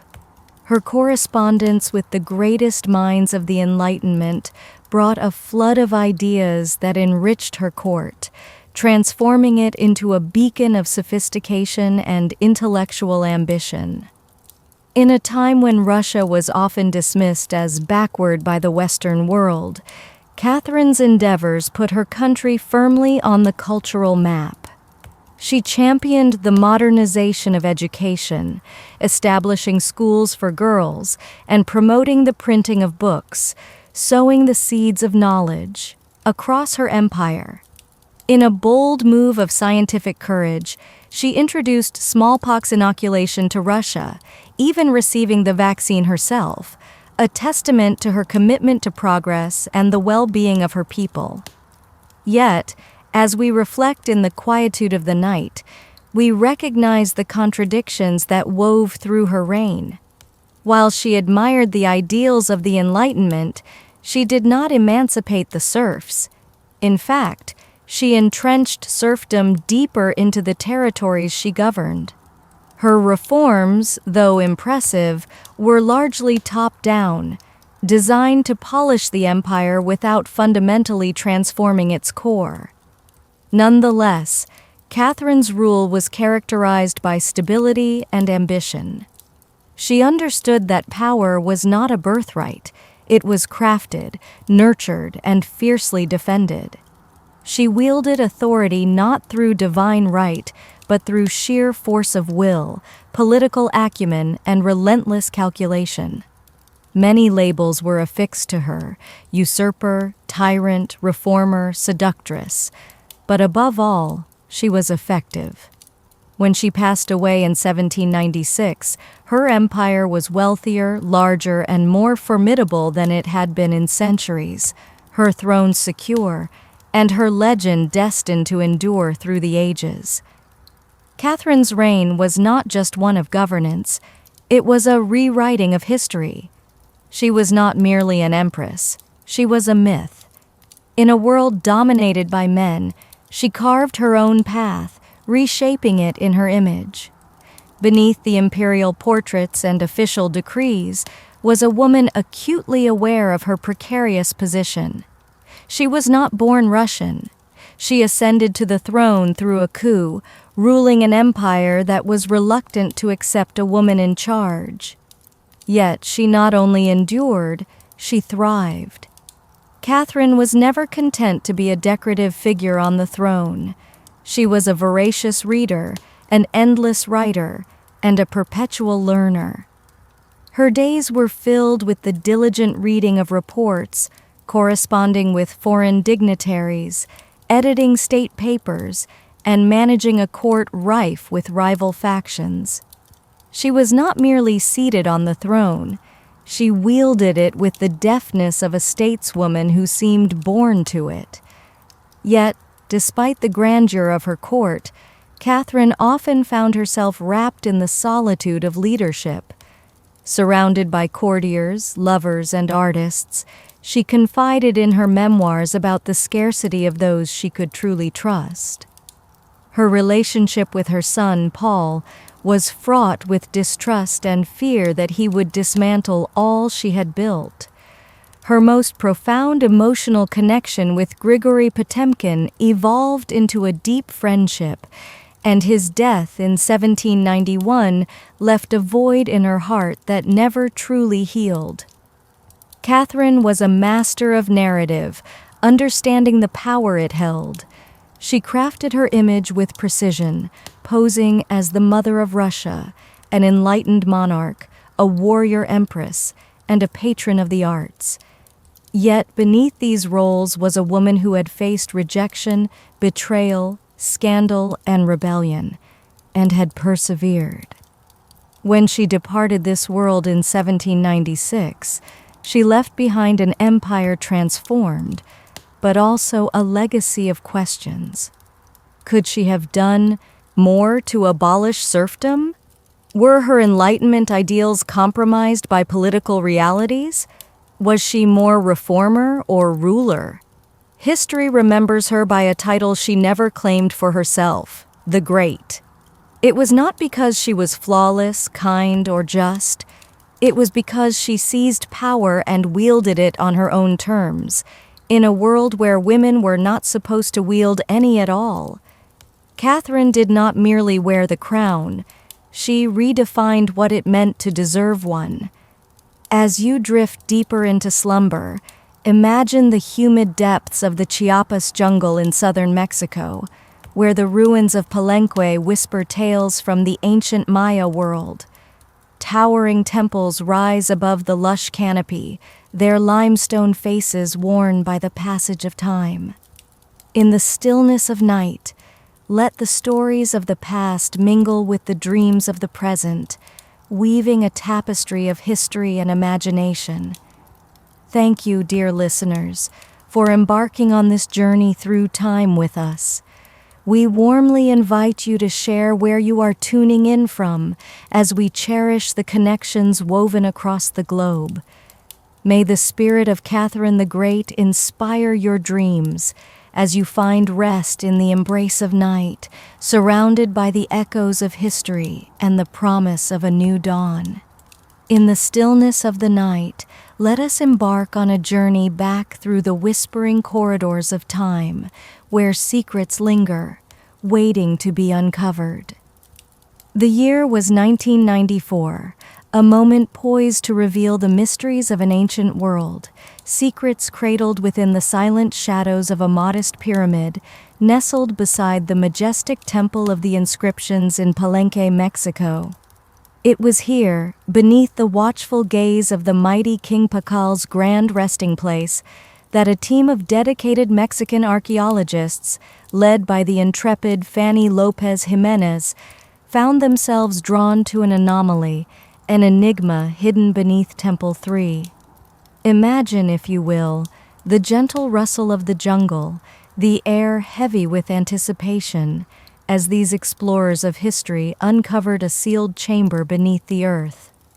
A chamber untouched by time, preserved in its pristine beauty, untouched by the hands of those who might have plundered its secrets. As the archaeologists descended into this sacred space, they were greeted by the solemn silence of eternity, interrupted only by the whisper of their own breath. Within this chamber lay a stone sarcophagus, a monument to the past resting in serene silence. As they carefully lifted the lid, a cloud of red dust rose into the air, swirling like ancient smoke, vivid and startling against the muted tones of the chamber. This was no ordinary dust. It was powdered cinnabar, a vibrant and sacred substance used ceremonially by the Maya. Its brilliant red hue held the essence of life and death, a symbol of transformation and rebirth, binding the mortal realm to the divine. And there, amidst the crimson haze, lay the skeleton of a woman. Her presence was both regal and mysterious, her bones fragile yet intact, adorned with a jade mask that gazed into eternity. Around her, offerings of exquisite beauty spoke of a life revered and a death deeply honored. Necklaces, diadems, and ear spools crafted from jade and shell surrounded her, each piece a testament to her status, a silent proclamation of royalty. Yet who was this enigmatic figure? No name was inscribed, no glyph revealed her identity. She was a queen without a crown, a mystery wrapped in the rich tapestry of Mesoamerican history. Researchers, captivated by her allure, bestowed upon her the name the Red Queen, a title befitting her regal presence. Despite the advances of modern forensics, her identity remained elusive, a secret held tight by the sands of time. All that was known was that she had lived during the 7th century, a golden age for the Maya city of Palenque. Her tomb was unlike others, hidden, untouched, and purposefully isolated. Here, in this sacred space, her burial transcended mere ceremony. It was an act of spiritual significance. This woman's memory was not inscribed in stone, but woven into the ritual of her burial, into the vibrant red that surrounded her, a color that spoke of life, sacrifice, and the sacred transition from one realm to another. The most haunting aspect of the Red Queen's tomb was not the jade jewelry that adorned her or the silence of the sealed chamber. It was the omnipresent red dust, a thick layer of powdered cinnabar that covered everything: the sarcophagus, the walls, her very bones, and the offerings that accompanied her. This dust clung to the stone like blood, a vivid reminder of its sacred purpose. To the Maya, cinnabar was more than a pigment. It was a powerful and dangerous substance, its red hue symbolizing the life force, the connection between the human and divine realms. The use of cinnabar was no mere accident. This substance, derived from crushed mercury sulfide, was revered for its spiritual potency. The color red, sacred and vibrant, was the color of sunrise and sacrifice, of life emerging from death. Covering the dead in cinnabar was a ritual, a preparation not for eternity, but for a cosmic transition, a passage into another layer of existence. For the Maya, death was not an end but a journey, a crossing into the unknown. Thus, the Red Queen, whoever she might have been, was prepared not merely for burial, but for deification, her transition marked by the sacred red that enveloped her. Yet, there was another layer to this ritual. Cinnabar is toxic, its repeated exposure leading to mercury poisoning, tremors, hallucinations, and even death. The Maya, unaware of its chemical properties, sensed its power. It was volatile, potent, and formidable, a fitting tribute to someone of extraordinary status. In Palenque, few were buried with cinnabar, a distinction shared by King Pakal himself. This detail sparked speculation. Might the Red Queen have been his wife, his mother, or someone of equally divine stature? Her skull rested upon a layer of jaguar skin, another sacred symbol, while bone needles, obsidian blades, and miniature jade figurines surrounded her, hints of rituals performed in her honor. Every element of her burial was a story unto itself, a narrative of power cloaked in secrecy, of a woman journeying to the underworld, not in silence but in ceremony, enveloped in the hue of sacrifice. Around her crimson-draped remains lay a world of stillness, broken only by the gleam of jade, shell, and obsidian. These were more than mere ornaments. They were sacred offerings, chosen with care to accompany her to the Maya afterlife, the realm of Xibalba. At her side lay jade necklaces, heavy and cold, their polished surfaces radiant even after centuries beneath the earth. Jade, beautiful and eternal, was more than a gemstone. It was a symbol of life, prosperity, and the eternal cycle of existence. In this serene chamber, we find ourselves drawn into the mystery of the Red Queen, a tale of intrigue and reverence woven through time. As we drift through this story, let us pause to reflect on the mysteries that linger in the shadows of history, the secrets that remain untold, and the stories that continue to captivate our imagination. Thank you for joining us on this journey through the echoes of the past, for allowing the whispers of history to guide you into a realm of calm and reflection. We invite you to share your thoughts, to tell us where you are listening from, as we continue to explore the rich tapestry of our shared human story. May the gentle embrace of this tale cradle you into a peaceful night's sleep, where dreams dance with the colors of the past and the promise of discovery awaits with each new dawn. Great listeners, we are about to embark on a serene journey through time, exploring the depths of ancient history, where the whispers of the past echo through the sacred chambers of the Maya civilization. As we begin this tranquil tale, I invite you to settle into a state of calm, letting the soothing cadence of the story lull you into a restful sleep. And before we dive into the wonders of this narrative, I warmly thank each of you for joining us tonight. Wherever you are tuning in from, I encourage you to share your location in the comments, as it brings us all a bit closer together under the vast starry sky.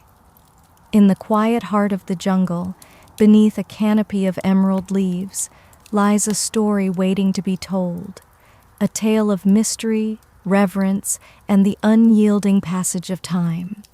It begins with the sacred jade, a stone revered by the Maya as a symbol of eternal life. Its vibrant green mirrored the lush vitality of the jungle and was believed to embody the very breath of the gods themselves. In this world, jade was not merely a treasure of the earth. It was a bridge to the divine, a conduit through which the living and the celestial could commune. For the elite, jade was a privilege, a testament to their power and favor in the eyes of deities. In the case of the enigmatic Red Queen, jade adorned her chest, wrists, and ears, a clear indication that in life she wielded influence, perhaps even divine favor. Her resting place was a testament to her stature, a sacred space where each artifact held profound significance. Among the most haunting and captivating of these artifacts was the jade funerary mask, placed with delicacy and care over her face. Unlike the opulent golden death masks of ancient Egypt, this mask was subtle, crafted from an intricate mosaic of tiny jade tiles that were painstakingly arranged to mimic the contours of her skull. The mask served not merely as a decoration, but as a vessel of protection for her soul, a guardian to preserve her identity, and a symbol presenting her as divine in the eyes of the gods. Nearby, scattered with purpose and intention, were bone needles, obsidian blades, and shell artifacts. These were not merely tools, but sacred symbols of her status, perhaps as a priestess, a healer, or a royal matriarch. Among them, a single bone pin stood out, engraved with a design that was faint yet purposeful, a small echo of her voice, a whisper from the past that has persisted through the ages. At her feet and along the edges of her tomb were ceramic vessels, still sealed, as if holding their breath for eternity. These vessels likely contained offerings of food, drink, or incense, lovingly placed to sustain her spirit on its journey beyond death. For the Maya, the afterlife was not a place of rest, but a journey, a perilous path filled with challenges that required preparation and provision. These items, far from being mere luxuries, were essential for her passage. To modernize, her tomb feels intimate, not overloaded with opulence, but thoughtfully curated with spiritual weight. There was no gold or grand chariots, no pomp or excess, just items chosen with intent, each one a map for her soul. Through these treasures, we glimpse how the Maya understood death not as an end, but as a transition of power, a continuation of existence in another realm. The Red Queen was not buried to be forgotten. Her tomb was not a resting place, but a preparation for ascension. Yet, for all the grandeur and significance of her burial, she left behind one haunting void. No name. No inscriptions adorned her sarcophagus. No glyphs on the walls identified her. She was someone of undeniable power and importance, but who exactly she was remains an enigma. From the moment her tomb was opened, scholars have endeavored to piece together the fragments of her identity. The most compelling theory suggests that the Red Queen was none other than Zakbu-A, the wife of the illustrious Kinich Janab Pakal, known today as Pakal the Great, the most renowned ruler of Palenque. Zakbu-A was more than just Pakal's consort. She was born into nobility and married into the royal dynasty of Palenque at a young age. She bore at least 3 sons, all of whom held high status, and she played a pivotal ceremonial role during her husband's reign. If anyone could be buried with such honor, it was her. Supporting this theory is the tomb's location, just a few feet away from Pakal's own grand burial site in the Temple of the Inscriptions. This proximity suggests a deliberate pairing, a testament to their union as husband and wife, rulers even in death. And then there is the presence of cinnabar, a vivid scarlet pigment that coated her remains. Only 2 burials in Palenque have been found with such intense cinnabar coverage, Pakal's and the Red Queen's. It seems unlikely to be mere coincidence, but rather a mark of shared significance. Yet the mystery deepens. DNA tests were conducted on both sets of remains in hopes of confirming a familial connection. The results, however, were inconclusive. The woman's bones showed no direct maternal link to Pakal, but this did not rule out a spousal relationship. After all, marriage is a bond that transcends bloodlines. Some have argued that she could have been Sakuk, Pakal's powerful mother who ruled Palenque before he came of age. Others suggest she may have been a high priestess, a sister, or a royal ancestor whose name has simply been lost to the sands of time. Still, the evidence points most strongly to Zakbu-A, a queen by title, a mother of kings, and a spiritual counterpart to Pakal. The absence of her name may not be an oversight. It may have been intentional. In Maya cosmology, the soul lived on not through monuments of stone, but through ritual, symbol, and the whispers of the earth. And so, the Red Queen remains suspended between legend and truth, a woman who ruled, remembered not in stone but in scarlet and silence.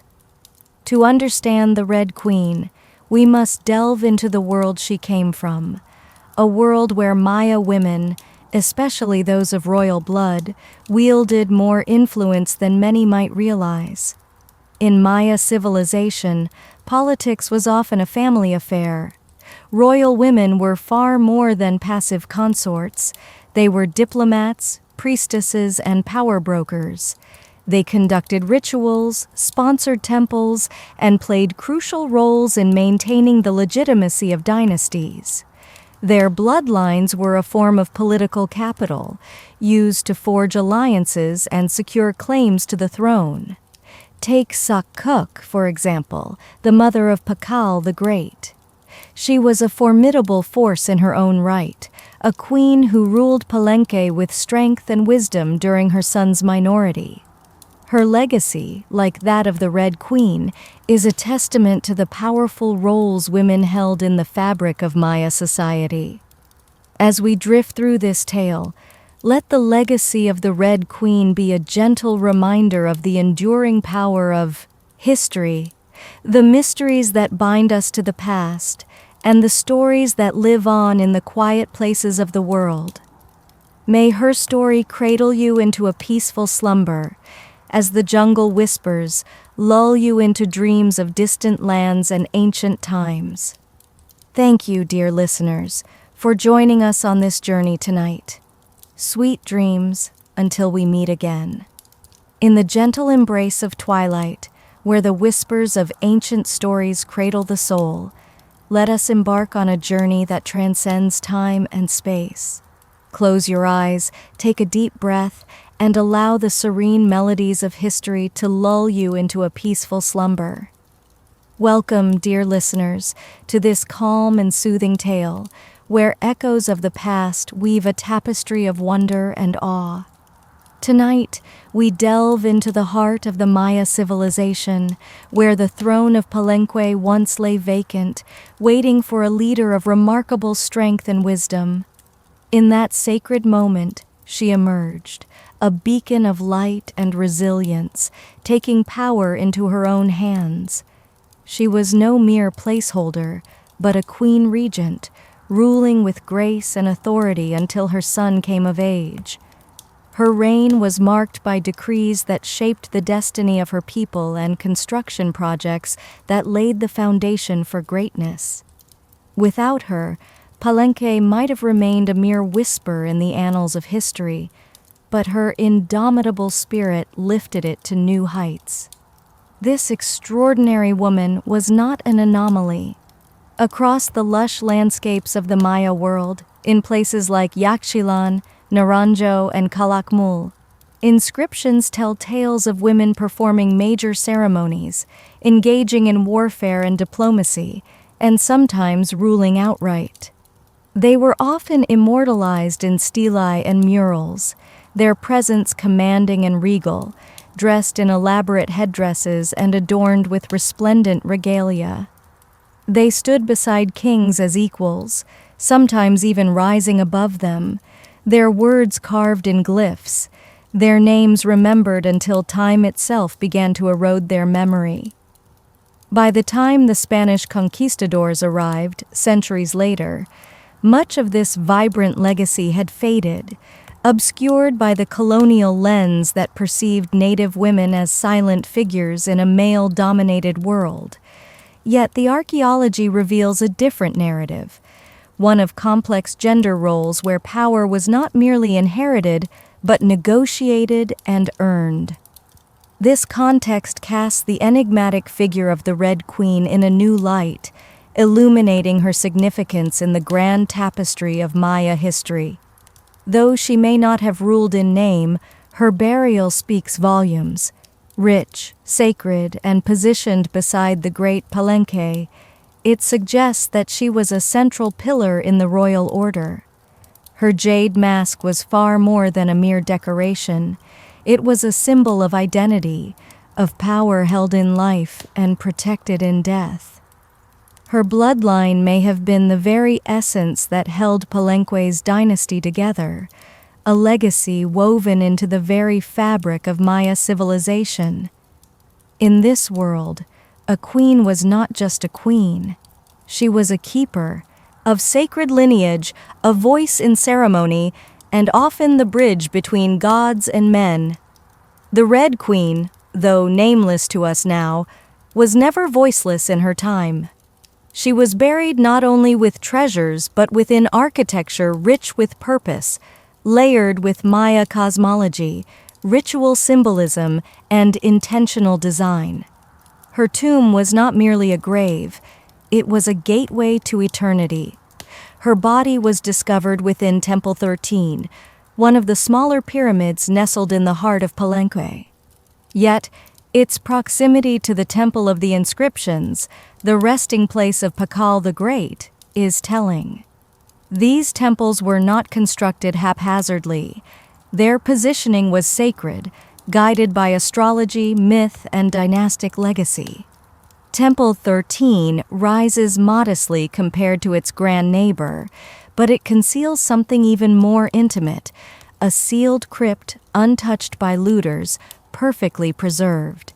It was constructed deep within the temple's core, accessible only by a steep, narrow staircase. The descent into her tomb feels almost symbolic, a ritual journey downward into the underworld.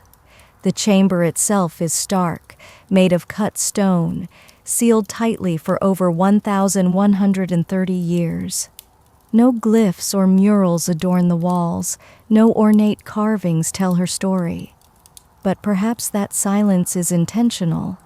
This was a space not for the living to interpret, but for the dead to transform.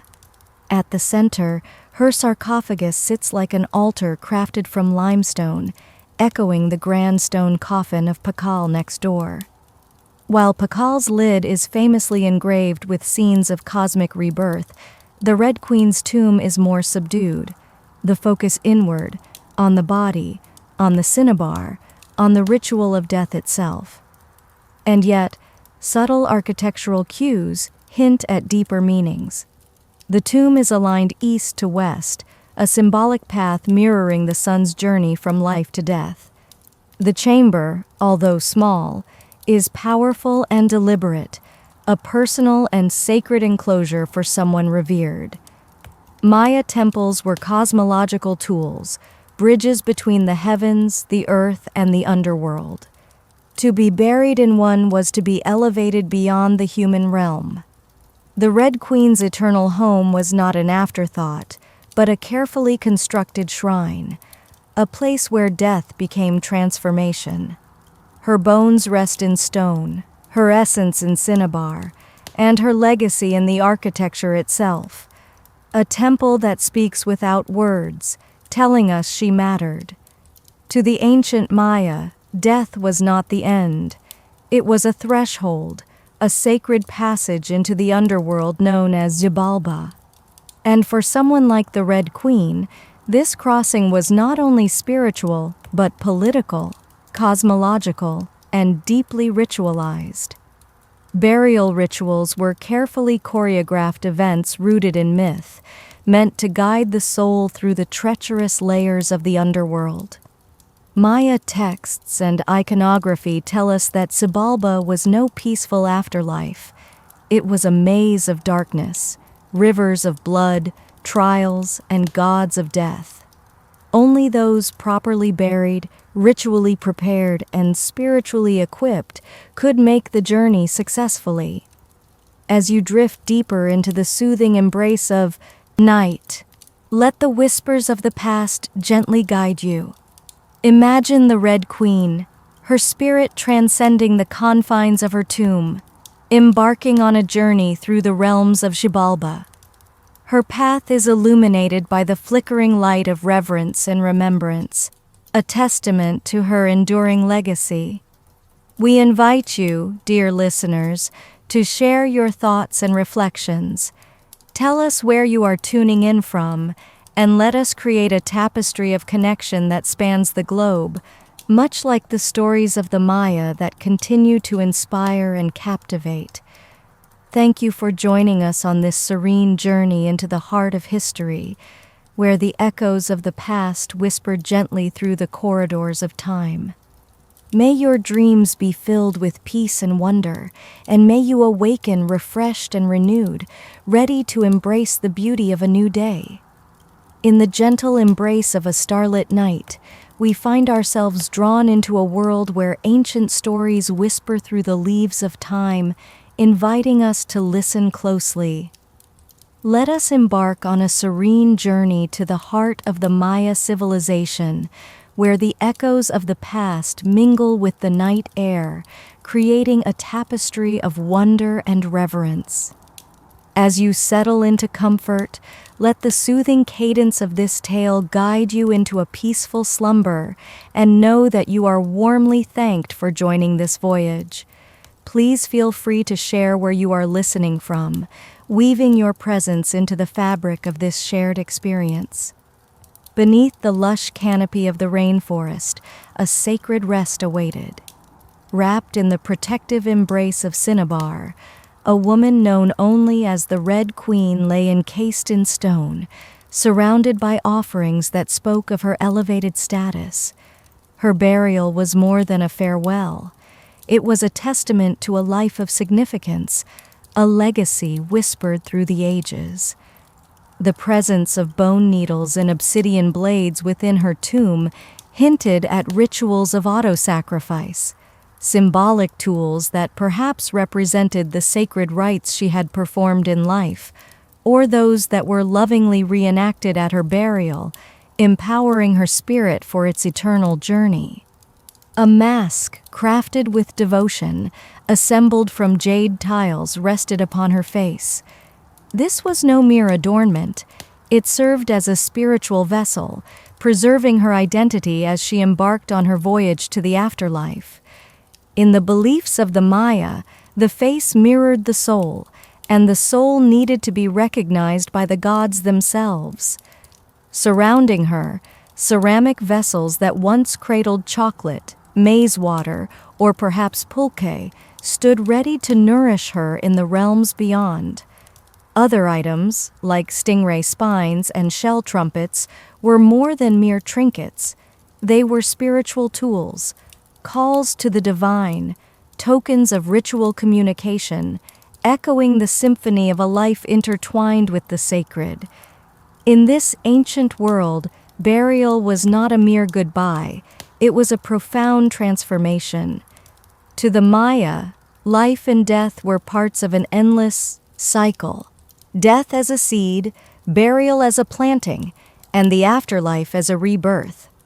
Kings and queens were seen as earthly incarnations of gods, and in death, they returned to their divine origins. The Red Queen, her form shrouded in the crimson hue of blood, interred within a pyramid and honored with offerings, was being prepared not for an end, but for rebirth. Not as a mere mortal, but as a being forever tied to the sacred cosmos. Her burial marked not the end of her story, but the beginning of her legend.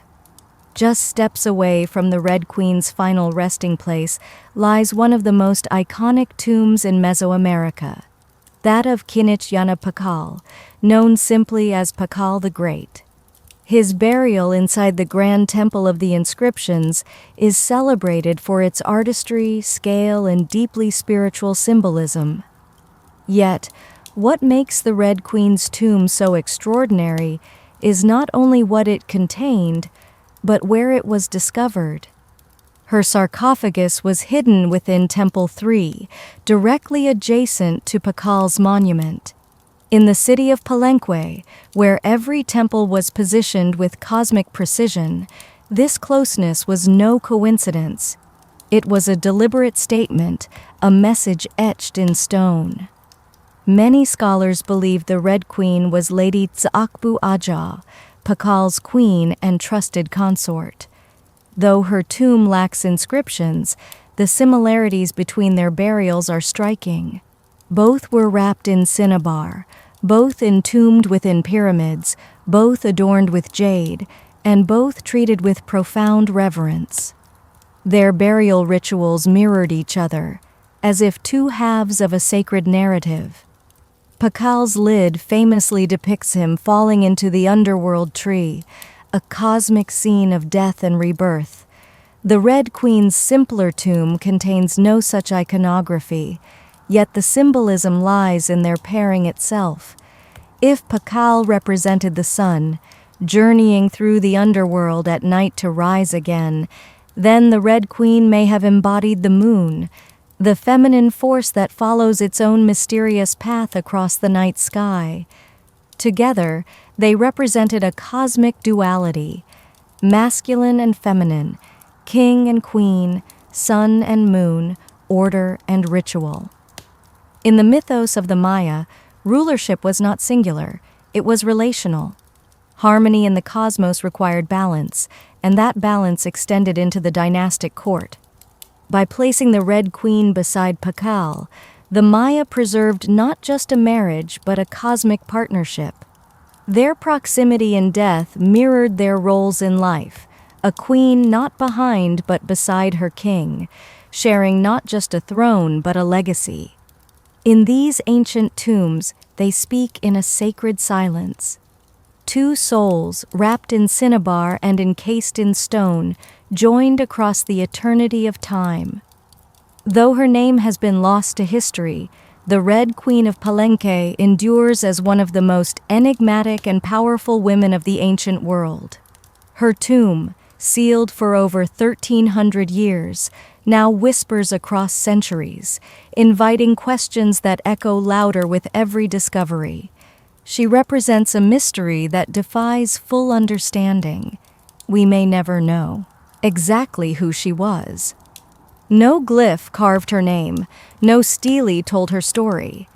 And yet, The care in her burial, the richness of her offerings, the symbolism of her crimson-drenched bones, all speak of a woman of profound importance, not merely as a wife or consort, but as someone who wielded real influence, spiritual weight, and royal blood. Today, the Red Queen invites us to reevaluate our assumptions.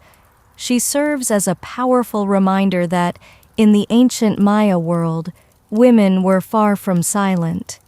They led rituals, governed cities, and played pivotal roles in the spiritual and political life of their time. As you drift into the gentle arms of sleep, let the story of the Red Queen guide you to dreams of ancient realms and timeless mysteries, where the past and present dance in the moonlight. May your rest be peaceful, and may you awaken with a heart full of wonder. Thank you once more for joining us on this journey. May your dreams be as rich and storied as the history we've explored together. As you settle into the gentle embrace of the evening, let your mind wander through the echoes of time, where stories of formidable figures whisper among the shadows. Tonight, we embark on a journey through the ages, a tender exploration of legacies that have shaped our world in ways both seen and unseen. Thank you, dear listener, for joining us in this tranquil moment. We invite you to share where you are tuning in from, as we weave a tapestry of history that binds us all together. Our tale begins with the illustrious reemergence of a figure known as the Red Queen, a woman whose presence transcends the confines of time. While kings like Pal have often dominated the chronicles of history, the Red Queen's legacy reminds us that power is not solely the domain of men. It flows through mothers, queens, priestesses, and visionaries, women who have wielded influence with grace and wisdom. Her story is more than the treasures she left behind. It is the conversation she has ignited among archaeologists, historians, artists, and storytellers. Every jade bead and every layer of cinnabar found in her tomb speaks to us with deliberate intent. This woman mattered profoundly, her influence echoing through the ages. And perhaps the most extraordinary part of her tale is not what we know, but what remains shrouded in mystery. The Red Queen teaches us that history is not merely a collection of facts. It is a living puzzle, a shared human longing to connect with the past. Her legacy, in that sense, is still unfolding. She lies wrapped in red, the color of life and sacrifice, of blood and rebirth. Her face, once hidden behind a jade mask, now gazes back at us through the lenses of science, art, and wonder. She remains nameless, yet not voiceless, mysterious, yet never forgotten.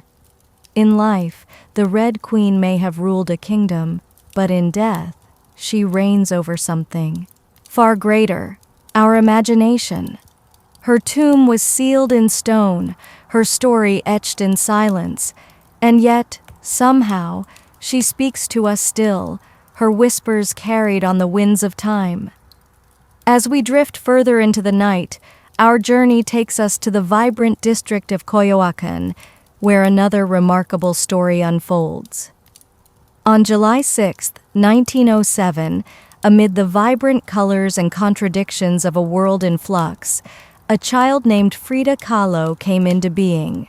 Her childhood home, the Casa Azul, the Blue House, was a sanctuary of strength and creativity, a place that would later become a museum dedicated to one of the most iconic artists of the 20th century. Frida was the third of 4 daughters born to Guillermo Kahlo, a German-Hungarian photographer, and Matilde Calderón, a devout Catholic of indigenous and Spanish descent. Her parents were opposites in many ways. Guillermo, reserved and intellectual; Matilde, religious and emotionally distant. From her father, Frida inherited introspection and an artistic eye. From her mother, fierce resilience. As a child, Frida was imaginative, outspoken, and bold. She devoured books and posed questions that often left adults at a loss for words. But at the tender age of 6, she contracted polio, a disease that left her right leg thinner and weaker than the other. Though this physical difference was something she tried to mask with long skirts, it never dampened her spirit. The illness kept her bedridden for months, isolating her from other children. During this time, she grew close to her father, who encouraged her to exercise, ride bicycles, and maintain a sharp mind. Unlike most girls of her era, Frida did not dream of becoming a wife or homemaker. Her ambitions were far grander. She aspired to become a doctor. At the age of 15, she enrolled in the prestigious National Preparatory School in Mexico City, one of only a handful of girls accepted. There, she stood out not just for her intelligence, but for her rebellious wit, radical thinking, and unique sense of style. Frida joined a group of young intellectuals known as the Cachuchas, a circle that debated philosophy, literature, and politics. She was drawn to revolution and to ideas that challenged tradition. Even in those early years, before a fateful accident would redefine her body and before fame would cement her legacy, Frida Kahlo was already painting herself into the world with sharp edges, unapologetic ideas, and an identity too vast to be contained by anyone else's expectations. She wasn't merely growing up in Coyoacán. She was preparing to remake herself entirely. The serenity of the night deepens as we approach a pivotal moment in Frida's life. On September 17, 1925, Frida's world was irrevocably split in two: the girl she had been and the woman she was forced to become. That afternoon, she boarded a wooden bus with her boyfriend, Alejandro Gomez Arias, after school. They laughed, teased, and perhaps even argued, for Frida never did anything halfway. But moments later, their future unraveled in a cacophony of pain, metal, and silence. The crash was catastrophic. A streetcar collided with the bus, crushing it against a wall, splintering wood, and flinging passengers into disarray. Frida was impaled by an iron handrail, which entered her left hip and exited through her pelvis. Her spinal column fractured in 3 places, her right leg shattered, her foot dislocated. Her collarbone and ribs broke, her shoulder dislocated, her abdomen pierced. She was just 18 years old. In the aftermath, amidst the chaos, a man covered her with a borrowed overcoat. Someone else noticed that her broken body was sparkling, not from blood, but from the gold powder she had been carrying in a pouch. It had exploded on impact, dusting her form with a surreal, ethereal glow. As you relax into the embrace of the night, let these stories of the Red Queen and Frida Kahlo weave through your dreams. They are tales of resilience, of power that transcends time and space. Remember, dear listener, that history is a living, breathing entity, and we are all part of its unfolding narrative. Thank you for joining us on this journey. We hope it has brought you peace and wonder, sweet dreams, and may the whispers of the past guide you gently into slumber. Friends, as you settle into your cozy spaces, perhaps nestled beneath the soft embrace of a warm blanket, allow me to weave a story of resilience and transformation, a story set against the backdrop of a world that, with its unpredictable nature, sometimes leaves us in shadows, only to reveal unexpected paths lit by the dim glow of hope. Our tale unfolds with Frida, whose life, in a moment reminiscent of glittering ash, changed forever. The world around her swirled in chaos as she was whisked away to the Red Cross hospital. There, under the sterile lights and amidst the hushed whispers of nurses, Frida's journey of healing began, not just of the body, but of the soul. Countless surgeries marked the calendar of her recovery, each one a step along a daunting path she never anticipated walking. For weeks, Frida lay encased in a body cast, her world reduced to the confines of her bed. Immobilized, her spirit wrestled with infection and the haunting whispers of uncertainty. The dreams she had once held close, dreams of donning a white coat and healing others as a doctor, seemed to slip further away with the passing of each sun-drenched day. Yet, in the profound stillness that enveloped her, a gentle stirring began. Her father, with the tenderness only a parent can muster, placed brushes in her hands. Her mother, with ingenuity born of love, crafted a special easel that floated above her bed like a magical contraption.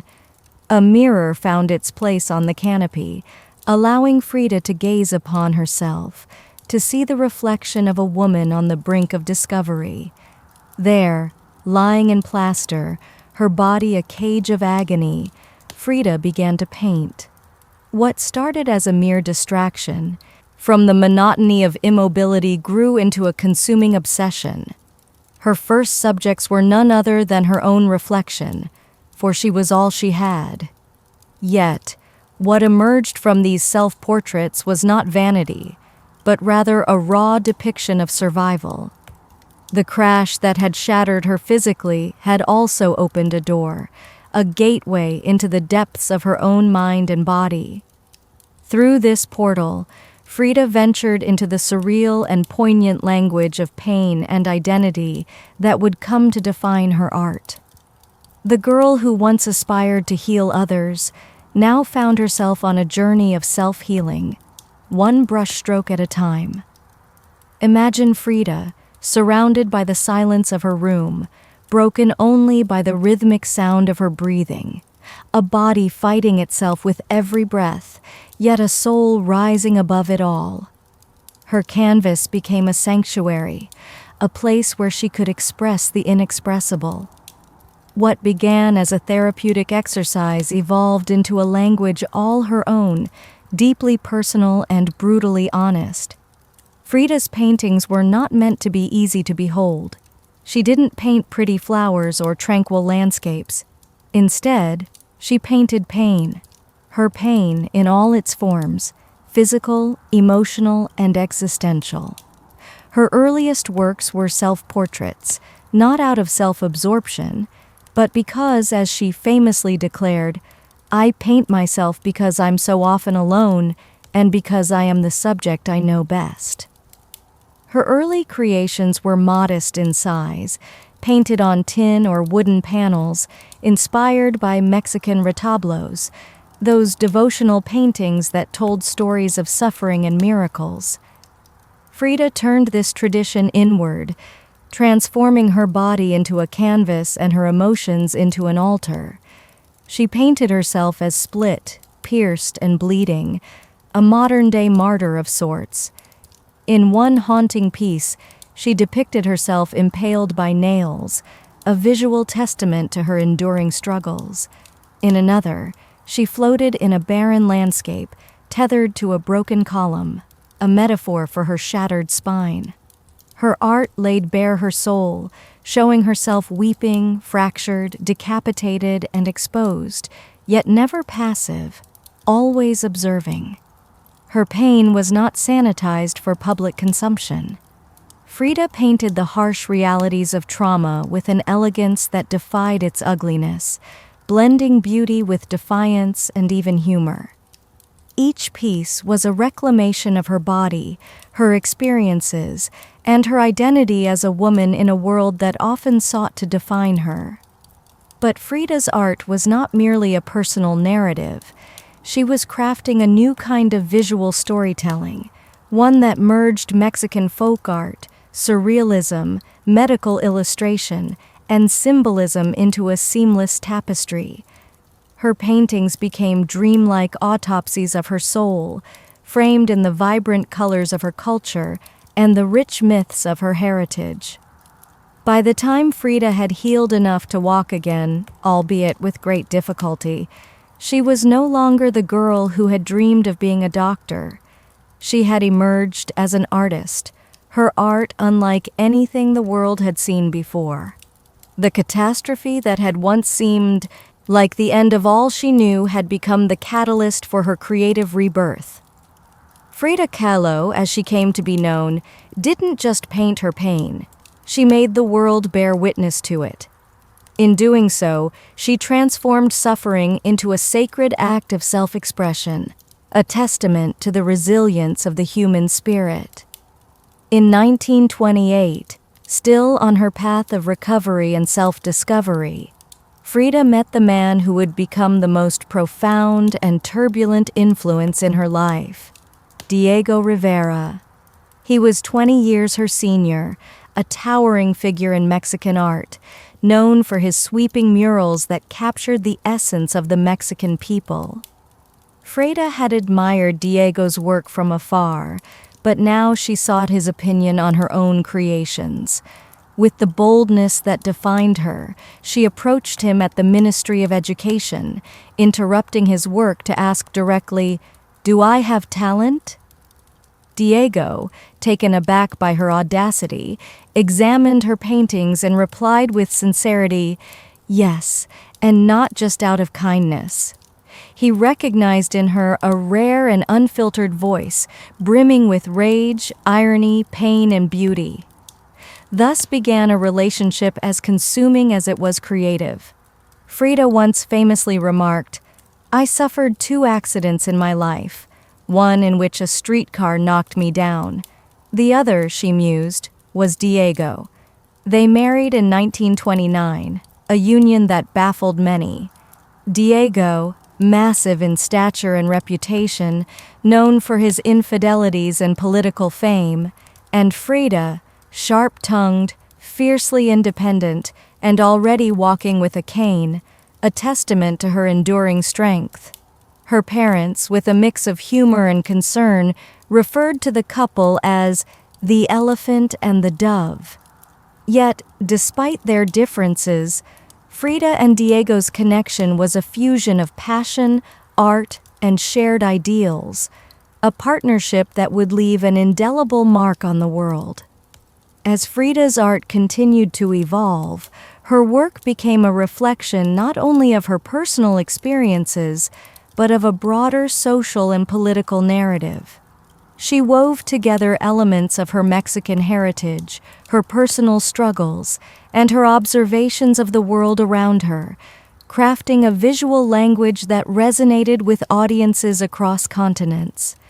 Her paintings, with their vibrant colors and haunting imagery, drew viewers into a world where pain and beauty coexisted, where suffering was not hidden, but celebrated as a testament to the resilience of the human spirit. Frida's art invited viewers to confront their own vulnerabilities, to find strength in their own stories, and to embrace the complexities of their identities. As you drift gently into slumber, may Frida's journey remind you of the resilience that lies within us all, the power of art to heal, and the beauty that emerges from embracing our true selves. Thank you for joining me in this tale of transformation and creativity. I invite you to share where you're tuning in from, and may your dreams be filled with inspiration and peace. Once upon a time, in a world where art and passion danced hand in hand, there existed a love story as complex and captivating as the strokes of a masterful painting. This is the tale of Frida Kahlo and Diego Rivera, a union that could only be described as a marriage between an elephant and a dove. Their bond was fervent, a whirlwind of creativity and chaos that defied convention and expectation. Diego, with his immense presence and talent, supported Frida's burgeoning artistry, nurturing her growth as a painter. Yet beneath this support lay a tumultuous undercurrent, for Diego was endlessly unfaithful, even straying with Frida's own sister Cristina. This betrayal devastated Frida, cutting deep into her heart, but also igniting a fiery resilience within her. In response to the pain Diego caused, Frida sought solace and liberation through lovers of her own, exploring the boundaries of love with both men and women. Whispers of her affairs reached the ears of many, including rumored liaisons with the revolutionary Leon Trotsky and the renowned painter Georgia O'Keeffe. Theirs was a relationship that defied the norms, filled with both passion and pain, heartache and healing. In 1939, the couple divorced, but as with many aspects of their lives, this was not a final chapter but a prelude to a new beginning. They remarried a year later, crafting a union on new terms. This time, Frida retained her autonomy, her home, her finances, and most importantly, her name. Their second marriage was less about traditional notions of love and more about a shared creative partnership and a mutual understanding. Despite the betrayals and heartbreak that colored their past, Diego remained a constant force in Frida's life, challenging her, wounding her, yet also believing in her as an artist, a revolutionary, and a woman who could redefine the canvas of painting itself. Together, they were not peaceful, but they were legendary. In the 1930s, Frida followed Diego north to the bustling cities of San Francisco, Detroit, and New York, as he undertook high-profile mural commissions that brought them face-to-face with American industrialism and wealth. These years abroad confronted Frida with the glaring contradictions of capitalism, leaving her with a profound political discomfort. As a proud Mexican nationalist and a committed communist, Frida admired indigenous traditions and found herself disillusioned by the opulence she witnessed in the United States, especially while the Great Depression ravaged much of the nation. In letters home, she mocked the culture's materialism and preoccupation with appearances, yearning for the grit, color, and contradictions of her beloved Mexico. While Diego painted enormous murals on factory walls, capturing the spirit of the industrial age, Frida turned inward, creating smaller yet equally powerful revolutions on tin and canvas. Her style solidified during this time, sharp, surreal, emotional, and intimately personal. It was during this period that she produced some of her most iconic self-portraits, not as exercises in vanity, but as acts of survival. Her identity became her landscape, a reflection of her inner world and outer struggles.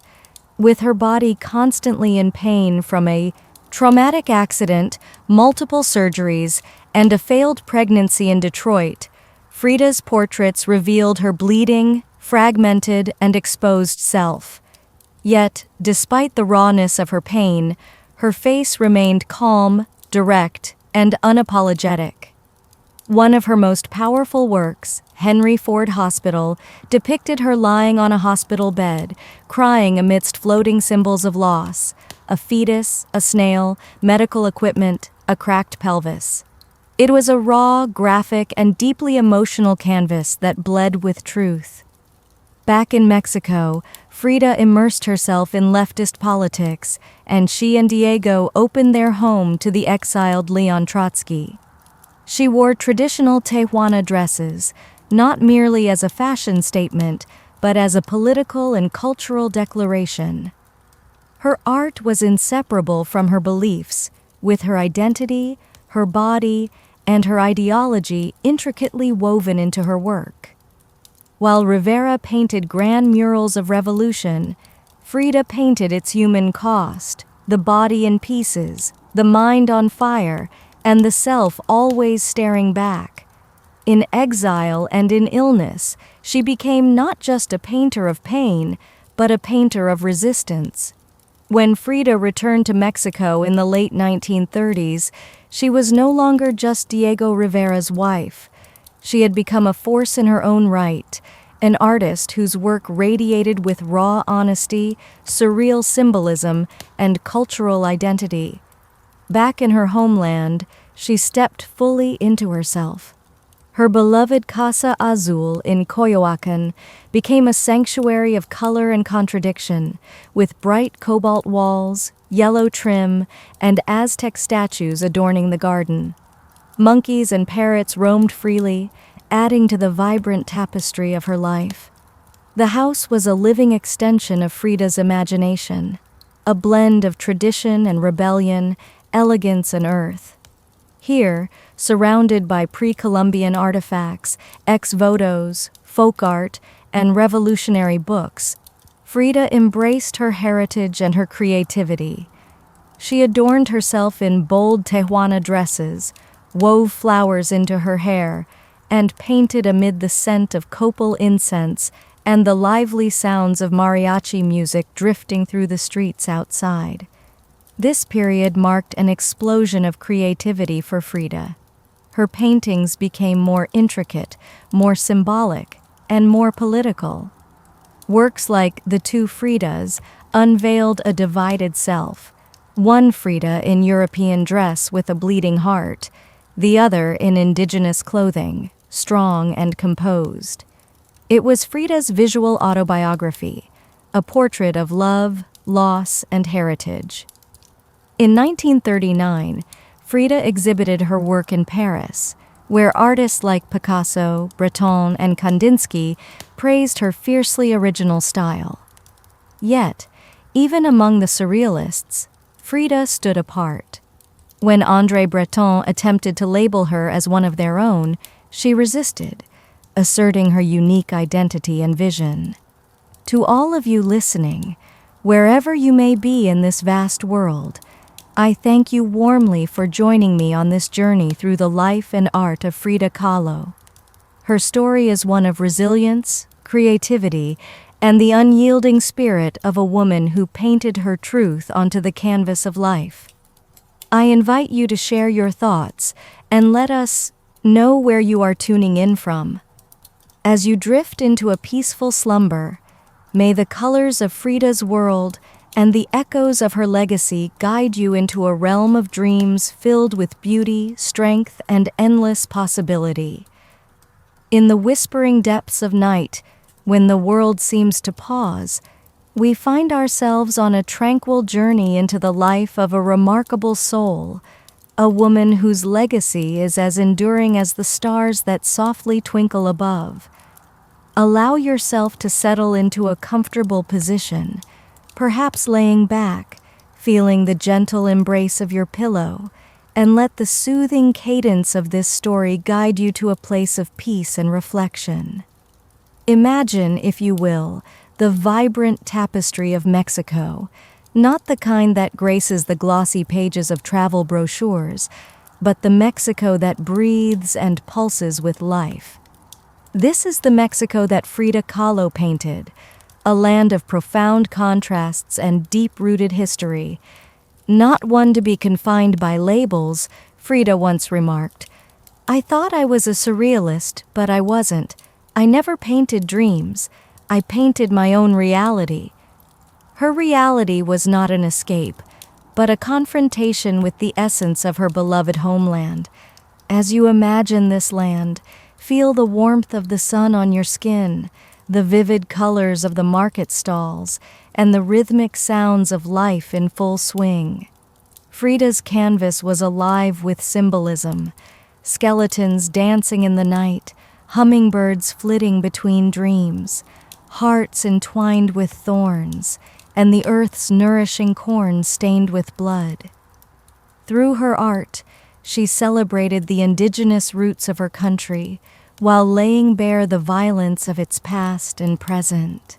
Each stroke of her brush was a heartbeat, a testament to her unyielding spirit. Even as her artistic voice found strength, Frida's physical body waged its own battle. Imagine, if you will, the quiet of a room where the air is filled with the scent of paint, and the only sound is the soft scritch-scratch of brush on canvas. Here, Frida lay, propped up in her bed, her torso encased in corsets that held her body together, fingers wrapped around a brush like a lifeline. Despite the surgeries, the infections, and the chronic pain that became her daily companions, she painted on, determined to reclaim her power through her art, her politics, and her fearless embrace of self.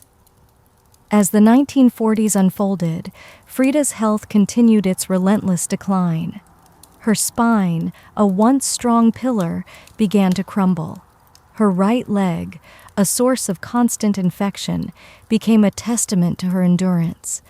More than 30 surgeries marked her life, each one more grueling than the last. Imagine the resilience required to rise from the depths of despair, time and again, to transform pain into art. There were times when she lay motionless for months, encased in body casts or bound by traction devices that stretched her bones. Yet, through it all, she painted. Each canvas became a sanctuary, a